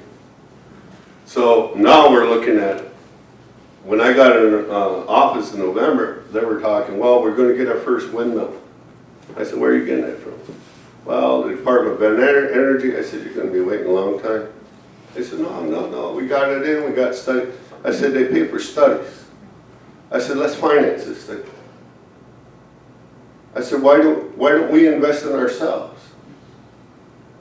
You know, because they had the model of interconnect agreements and all those other kinds of things, and this is how the revenue is going to be made. And then it's like, you guys don't understand is that we don't have real property taxes, we don't have this, we don't have that, we don't have the regulations that they have to go by that make it almost impossible to introduce those things. That's our asset. And I say to you guys down there, that's your asset. That's your asset. And so don't be afraid to dredge and put a few dikes around your areas, and don't be afraid of looking. If they're pulling energy out of there, why aren't you? Why aren't you doing cogen? I'm not saying the mass extraction that they're doing. I'm saying, why aren't you doing cogen? Why don't you start with, you know, 1 megawatt power plant, then build the next one, the next one, the next one. And why don't you pay for your own community down there? And why don't you forget about being federally recognized? And why don't you just talk with, like we were saying, with people like Native people that can understand how that mechanism works? Why? Because when every time, and what I was sick of, and when I talked about the Thomas Indian School, boarding school people, when they were, you know, like my mother and father's generation, my uncle's generation, they said, well, we're going to bring in an Indian expert. I said, what the hell are you? And it was always a non-Indian coming in from someplace. And I said, all they knew is bureau policy. I said, you're not going to get any place with them, because their job is to make sure you don't get any place. So, you know, and so it got to that point. I think there's the reality that we have to get to. But what I offer or say is that I understand sovereign economic development. I understand sovereign initiatives. There's not that many groups or professions or educators or anybody else in this country or around this planet that had to go through it but us. And we put together a very unique situation and nobody knows. And it's not the way that the bank systems work it, it's not the way that insurance companies work it, and it's not the way that the Bureau works it, or the federal government and those kinds of things. But it gives us the opportunity to say we're free to do what we want. Hopefully, in our community, we're going to move from November. I get my day of November saying, well, I'm going to take the next 10 years of my life that we're going to be self-sufficient and independent in energy. Off the grid. Don't give a shit what anybody says. We're just going to do it, and we're making strides to it, because I'm getting our people to invest in themselves.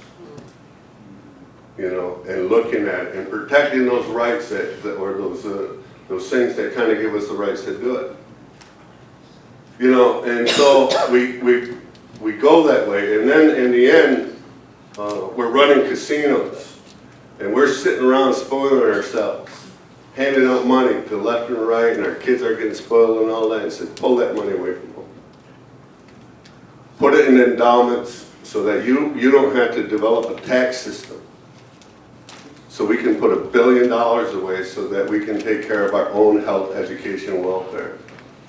And educate our kids. Tell them the stories that we're talking about because they're not in a public school system program anymore. We can bring in the rites of passage, ceremonies, and those kinds of things for our kids to understand in those systems again. You're never going to get it from the white man system. You know? And then we got a place in Niagara Falls where we're saying we're going to start a Holocaust museum because we're going to tell our story. Why are we afraid? Why are we afraid? Nobody even knows we're here because we don't say it. And we don't give it a shock factor that people need to hear it. And we don't say it like other entities have said it. You know, there have been over 100 million people slaughtered on this planet in the last 500 years. And we don't tell anybody about it. You know, because we learned to duck. And that's what we need to do. We need to take that control. We need to invest ourselves. We need to pay for ourselves so we can tell our own story. What they did to us is they took our economies away. And we haven't gotten it yet. We're always running to them and saying, hey, can you help me fix it? Can you give me something? Will you let me do this? And like I say, I look at my own people and say, what do you guys want to do? Well, let's grow our own food. Let's be independent that way. Let's store 17, 14 years of product and let's trade with other territories. Let's go to Houma and tell them that, you know, you guys need corn. Something happened. We'll talk to you. We don't care if you're federally recognized or whatever. You know, and you know, and that's what I kind of wanted to say. You know, I hope I didn't, you know, offend anybody, but I'm not the kind of person, because the way that I was prepared is that I'm not a prayer. I don't believe and I don't fault anybody that does. But that's not my place. You know, I don't believe. I don't have faith. I look at what's real. I believe that this is my asset. So I do condolence when I go in the thing. I clean my mind. I clean my ears, my eyes, and my throat so I can see what the hell's going on and stop pretending that somebody else is going to save us. And then I look at myself and say, what are you going to do about it? Are you going to get up and do something about it, or are you going to cry about it? And that's my path. You know, and that's the kind of message that I want to say. You know, all the rest and all, I agree, we need all of that kind of stuff, but there's a place for people like me in our communities. You know, and you know, we're here to help. We've gone through it. Time tested. You know, we're bringing technologies. When John was talking about it, is that when we went to the UN a number of years ago and we were following this whole track of recognition and stuff like that, we sat down with Quizenbean. And she says, you guys want to be sovereign? She said, go get contracts. Get contracts with other countries. Get other countries to recognize you. So we started to go out and now we're talking with Israel, South Africa, we're talking with India. I'm not saying in Mongolia, and we're not saying, but we're ready to start doing business. Because what she basically said to us at the time, she says, you know who's sovereign? You know who's more sovereign in most countries? Bill Gates. He's recognized. So she got me thinking. She says, why do I need the United States to recognize me? Let me go to some other people that have been through struggles similar to us and talk to them. And that's who we started to go to. And that's the people that are starting to recognize what's going on here. And that's who we'll start trading with. That's who we'll start banking with. That's how we'll start laying this out so that we have the economies now in order to take care of our own futures. You know, and I know I kind of carried on, and you know, I'm like almost everybody else in this room. You give me a mic, I'm not going to shut up. So that's it. Now, all I want, you know, for me, it's like, man, I want to go down there and kind of see what you guys got. For me, I'm looking at, there's opportunity down there. I think you know, like there's opportunity down there. And it's like, let's talk about what you guys got, you know. Let's get those rags and sop up all that oil and start producing energy or whatever we got to do. Or, and that, we'll put you higher up on stilts, we'll put windmills on them, and you guys will be off grid and all those things. But I'm saying that offshore, we'll be sovereign. Yeah, that's it. There's where our bank will go. That's my spiel. Thank you. Okay, I think we're going to wrap this session up. So the closing discussion we want to talk about how do we, I'm sorry, my brain is on how do we move forward, yes, but how do we condense what's been discussed over the last 2 days? So many topics, so much history, into tangible outcomes, and how do we make use of this group of amazing individuals who have gathered here, and make sure that this doesn't disappear into history. So yeah, that's I guess something Pathia told me to do is popcorn discussion. So I have a question for you. When is this video material going to be available online that we can watch it, show it, use it for people and tell them? And question 2 is, when will the printed material, some people had printed material with them, when will that be available so that people can use it, teach with it, spread it around, etc.? So what do you have as organizers that you can say, we'll take care of this part? okay, the video will be available online as soon as I'm able to figure out how to upload. Well, actually, Rashid is going to help with that. Yeah. So the answer is, you're just going to upload this raw stuff, which is fine with me, but I just want to be clear in the answer. You're not going to say, okay, it's going to take us 18 months to edit it out and fine-tune the sound like it's a movie like we just saw. You're just going to say we have raw video of this event, and this event will be available for anybody in the world to see. Yes. So what we'll plan on doing is then breaking down the video just into discussions, sessions. Yeah, I'm gonna need some help. So into separate talks, and then we'll just label the YouTube video that. Yeah. Yeah.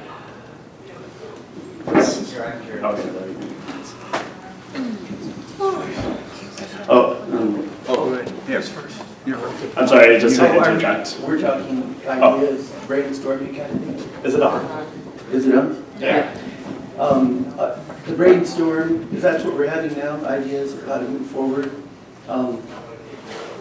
In 1992, in preparation for that, we, Indigenous peoples, we plotted out a campaign starting in 1988.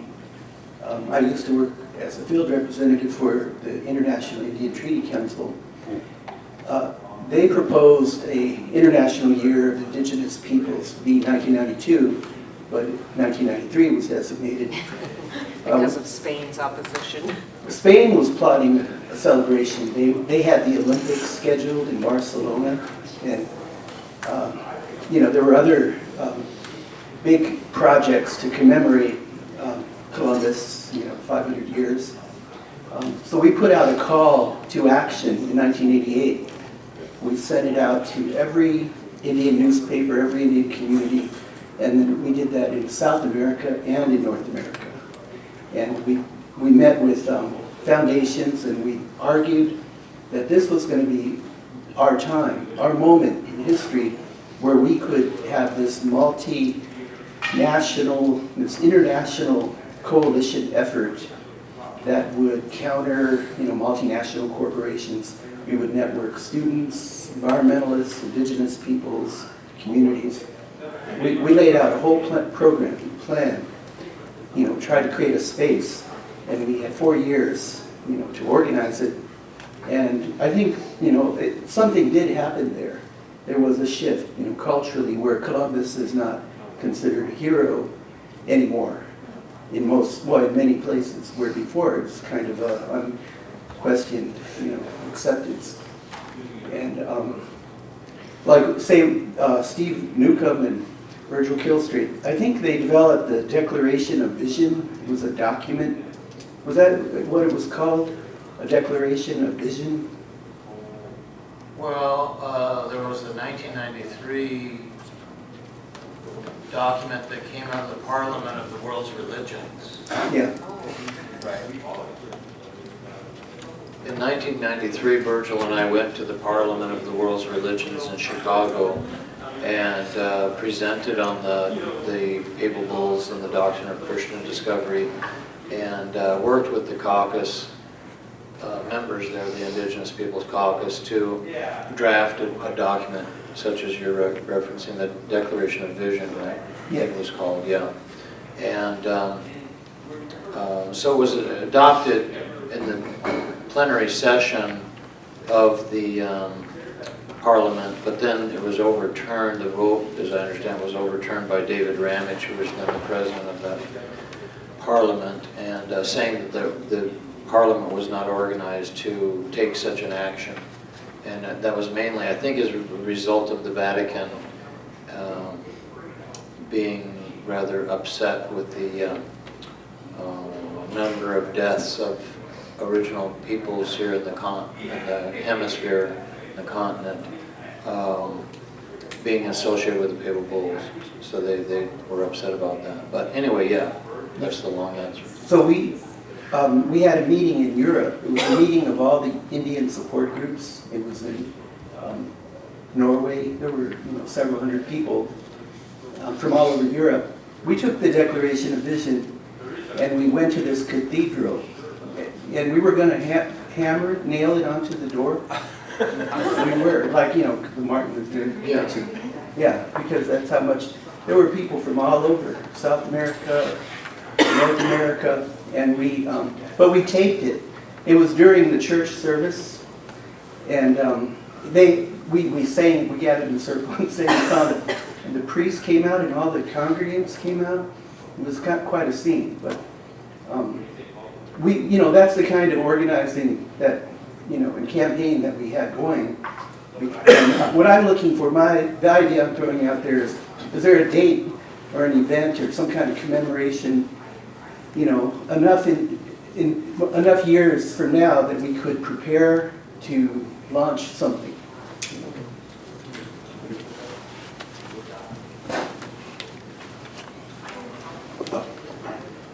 I'd like to offer my time in a follow-up meeting, because right now my brains are like mashed potatoes and Hamburg.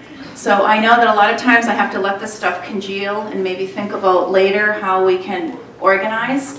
So I'd like to just make a commitment to a follow-up, either teleconference, Skype, or meeting, to think through maybe in more focused and better ways about what are the next steps. With all due respect, and I'm starving, I want to eat as well. So I'm going to offer to do a closing friendship song and dance with you, and Esther and I, Esther will help me. And yeah. I want to say, agreed with this, that this is not the time to somehow make big plans. I don't want to stop.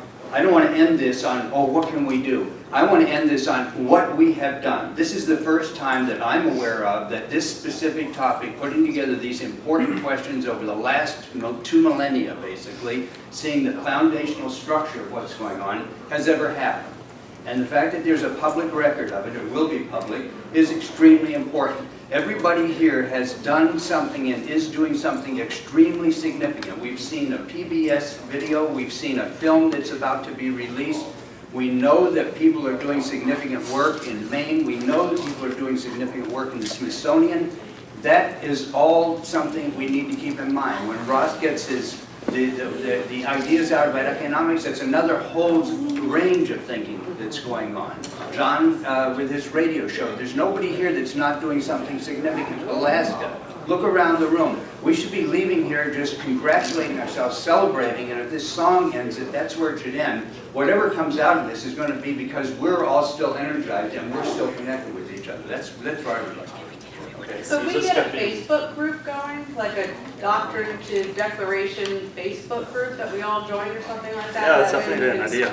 Be in communication with each other and think about this rather than like, you know, like they were saying, just if we had some sort of a space where we all existed together.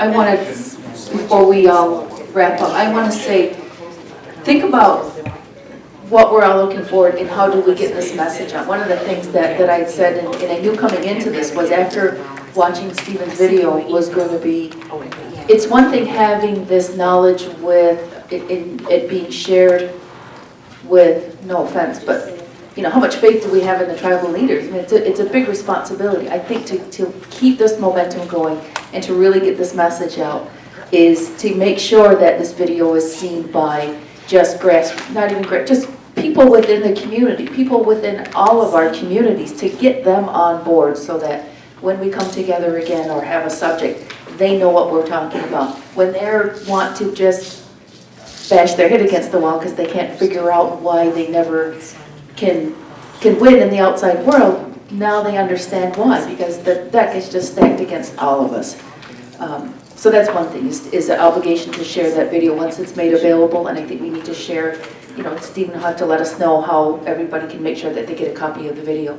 The other thing is, again, John Kane does a radio show on Sunday evenings. It's in Buffalo, but you can listen to it live on air, and then he does a 2-hour show in New York City, and it's a totally different, it's still on Native subjects, but he gets a different a crowd because, you know, it's New York City, and so you just got such much more diverse listening audience. And so I encourage him to want to have him come in and make sure he has you guys all get the access, the information on how to either listen to his show live. And if you have issues within your community, you can contact him and say, hey, look, I've got this, you can call in, he'll feature you for either the 2 hours on Sunday night or his 2 hours on Thursday morning. So that's another way, and we can all tune into it, but yet you can, from your own community, be in, and he will research your subject and cover it thoroughly, and he's just good. He speaks from the heart, he speaks with his intelligence, and he just absorbs himself in these issues and becomes really familiar, and you would think, you know, those 2 hours on the radio will go by like nothing. The last thing I want to say is, I'm sorry, okay, I had 3 things. Is Russ had mentioned this, and we've kind of been talking about this, but especially coming down here in Museum City, I mean, think about it. When are we really going to get our version of our history out there? I mean, what would it take for all the nations to be able to have an opportunity to tell their story? And we probably would end up calling it a Native Holocaust Museum, not just for the shock factor, but it's our reality. And think of, in terms of this building, if everybody got a chance to tell their story of their history in their own accuracy and what we're not getting in the public school systems and through education systems, but a chance that I think it could happen. I think if we had a dedicated space and people had a chance and we gave nations, irregardless, it's not even talking about any kind of category of federally recognized or not, but giving everybody a space to at least tell a portion of their history. I really think that the time is well overdue, and I think it could be a real possibility. Okay, so I think Steve has something to say. I'm going to close, and then I'm handing over to Sandy. I wanted to take this opportunity to thank both of you. extraordinary.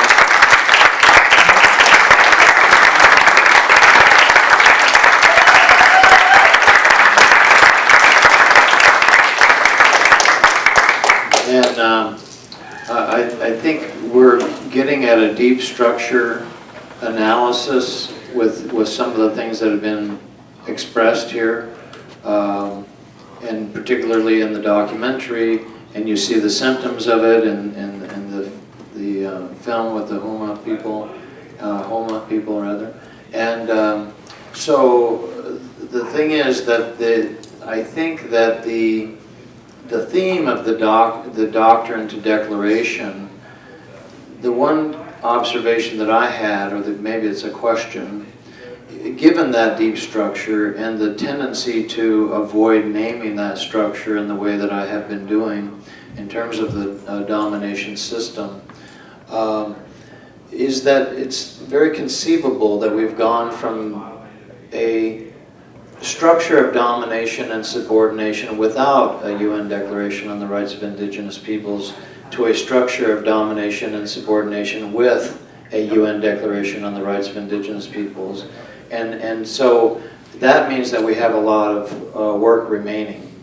And we can't look at that document as a panacea. And so I would encourage people to look at the document in terms of the UN Declaration as an encouragement to go deeper, not stay with the surface level of that particular document, but to get at that deep structure and to name it, and get in the habit of naming it instead of the euphemisms that we tend to use to dance around that more fundamental issue. So that realizing that when we use a word like oppression, it really is domination. We're just using another word called oppression for that. And even the state. I mean, Max Weber, very eminent German sociologist, as all of you probably know, made a statement about the nature of the state. And he said it was the relation of men dominating men.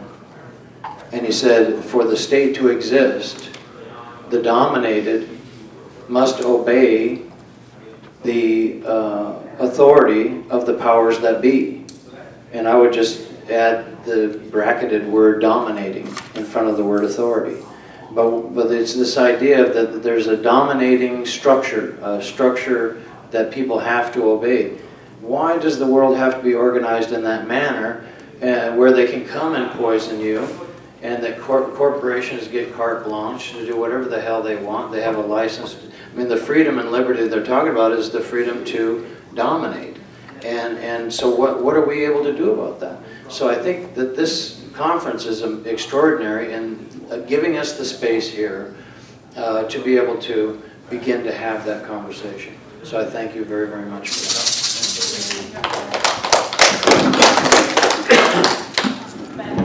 I just wanted to ask if this documentary could be translated with subtitles to Portuguese, Spanish, even French or other languages that would allow this conversation to go to other places in all this hemisphere, for example, and other places in the world with indigenous peoples and all these similar struggles that they're facing right now. It would be very, very, very important to connect, create these bridges between what's happening in North America and South America, and so that's. We have some big fundraisers to do. I just want to offer up something, and you said it when you said fundraising. You know, I let the council. You're gonna say something. I let the council that I was a part of know that I was coming, and I let them know that it was time for them to step up a little bit. And so what I'm saying is that I think there's an opportunity for certain dollars from the Seneca Nation to be put into coordination. Media department coordination, all this other kind of stuff, because you know we have a pretty good corporate enterprise, you know, and because we'll just piss this money away anyway if we don't do something beneficial. But we're starting to understand as a people that this needs to be done. So I'm saying that there's a possibility that they'll sponsor certain things. One last thing. It's time to go to the Vatican and get them to flip the bill for us. And one of the things that we don't do is that 10% of all the minerals, gold, silver, and everything else that was taken by the church was set aside for us. Nobody's ever asked them. It was they set aside for the benefit of the native people that they took it from. Most of it came out of South America. But it's time to sit with that program and put that apart and say, we're calling you on it. We knew you took it. When you took it, you said that it was going to, part of it was going to be for our benefit. You've had it for 100 years or 200 years. Now we want to see it. That's it. So just two things. First off, we have a publication deal with Pelgrim Macmillan's to do an edited book for so the speakers, and we would like to have something I think was possibly produced on paper from this. If there's interest, we'll send details of that around. Secondly, in terms of getting the video disseminated, there's a lot of video, and asking people to watch 2 days of video is definitely an ask. It's even breaking it down to panels is an hour 45. And so maybe I speak with the documentarians of the room, and we come up with a way to make it very accessible for people who don't want to watch, 5 or 6 2-hour sessions, and kind of would like snippets of information, just like accessible maybe. I don't know, it's just an idea, and we can talk about that later. Finally, thank you everyone for coming from your own corners of the world, Alaska, Alberta, Maine, Louisiana, especially. Sorry for a canceled flight.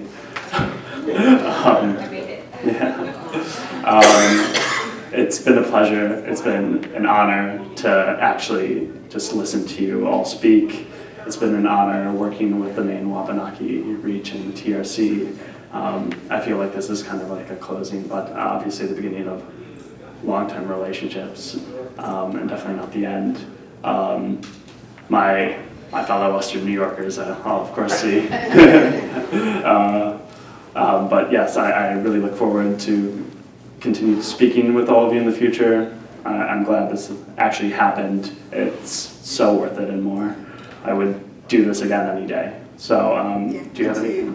No, just to say thank you so much, and just how sort of pleased I am that we've all been here the last 2 days, and just how rich the last 2 days have been. So thank you so much from both of us. We're just delighted. And now we hand it over to Sandy. We all come and stand in a nice, even, big circle. I think it's always important when we end our time together that we have that reminder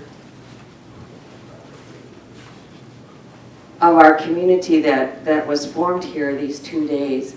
And I was thinking about how Gisi Tamuk opened it by reminding us of the original people here, and they're the ones who blessed and gave us that energy.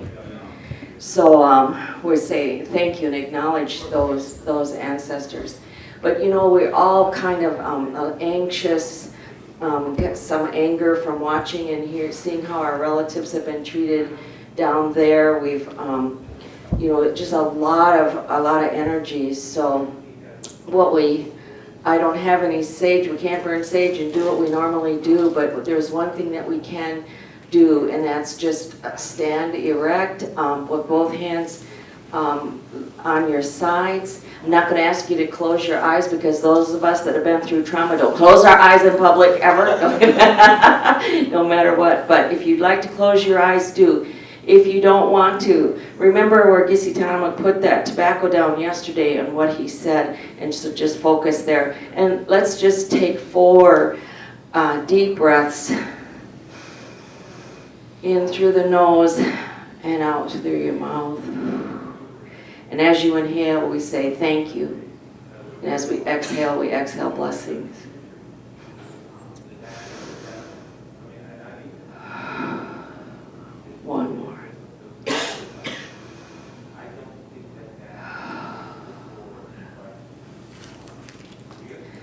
us all just take one look at each other and remember that we are all related. Every language has a word that says that we are all related. So we are all indeed sisters and brothers, relatives. Let's just keep that and hold that. Thank you for all that you've done in sharing your energy, your thoughts, your ideas. Yesterday afternoon, I kind of had an inkling that something was going to emerge from this. We still don't know what it is. You know, you can make plans, but you can't plan the outcome. But the fact that we want to plan and that we want to move forward in a good and spiritual way, we know that it's going to be good. So thank you for planting that seed in us, bringing us together. And our sisters are going to sing a song and lead us in a round dance, did you say? No, it's a friendship song. So that you're going to want to put your left hand, so Bennett, put your left hand over the heart of the person in front of you. Yep. And you're going to kind of go this way, huh? And it goes like this. You wear your hair your way, but it's like it's an echo chant. Your way, oh hey, your way. And then you're going to just go like this. It's a good way for you to touch everyone's hand before friendship. Your way, oh hey, your way. You should have your left hand over the left heart. Left hand over the left shoulder in front of you. Right? Left hand over, yeah, no. Oh, okay. That's all right. It's not being filmed. Your way, oh hey, your way. Your way, oh hey, your way. Your way, oh hey, your way. Your way, oh hey, your way. Your way, oh hey, your way. Your way, oh hey, your way. Your way, oh hey, your way. Your way, oh hey, your way. Your way, oh hey, your way.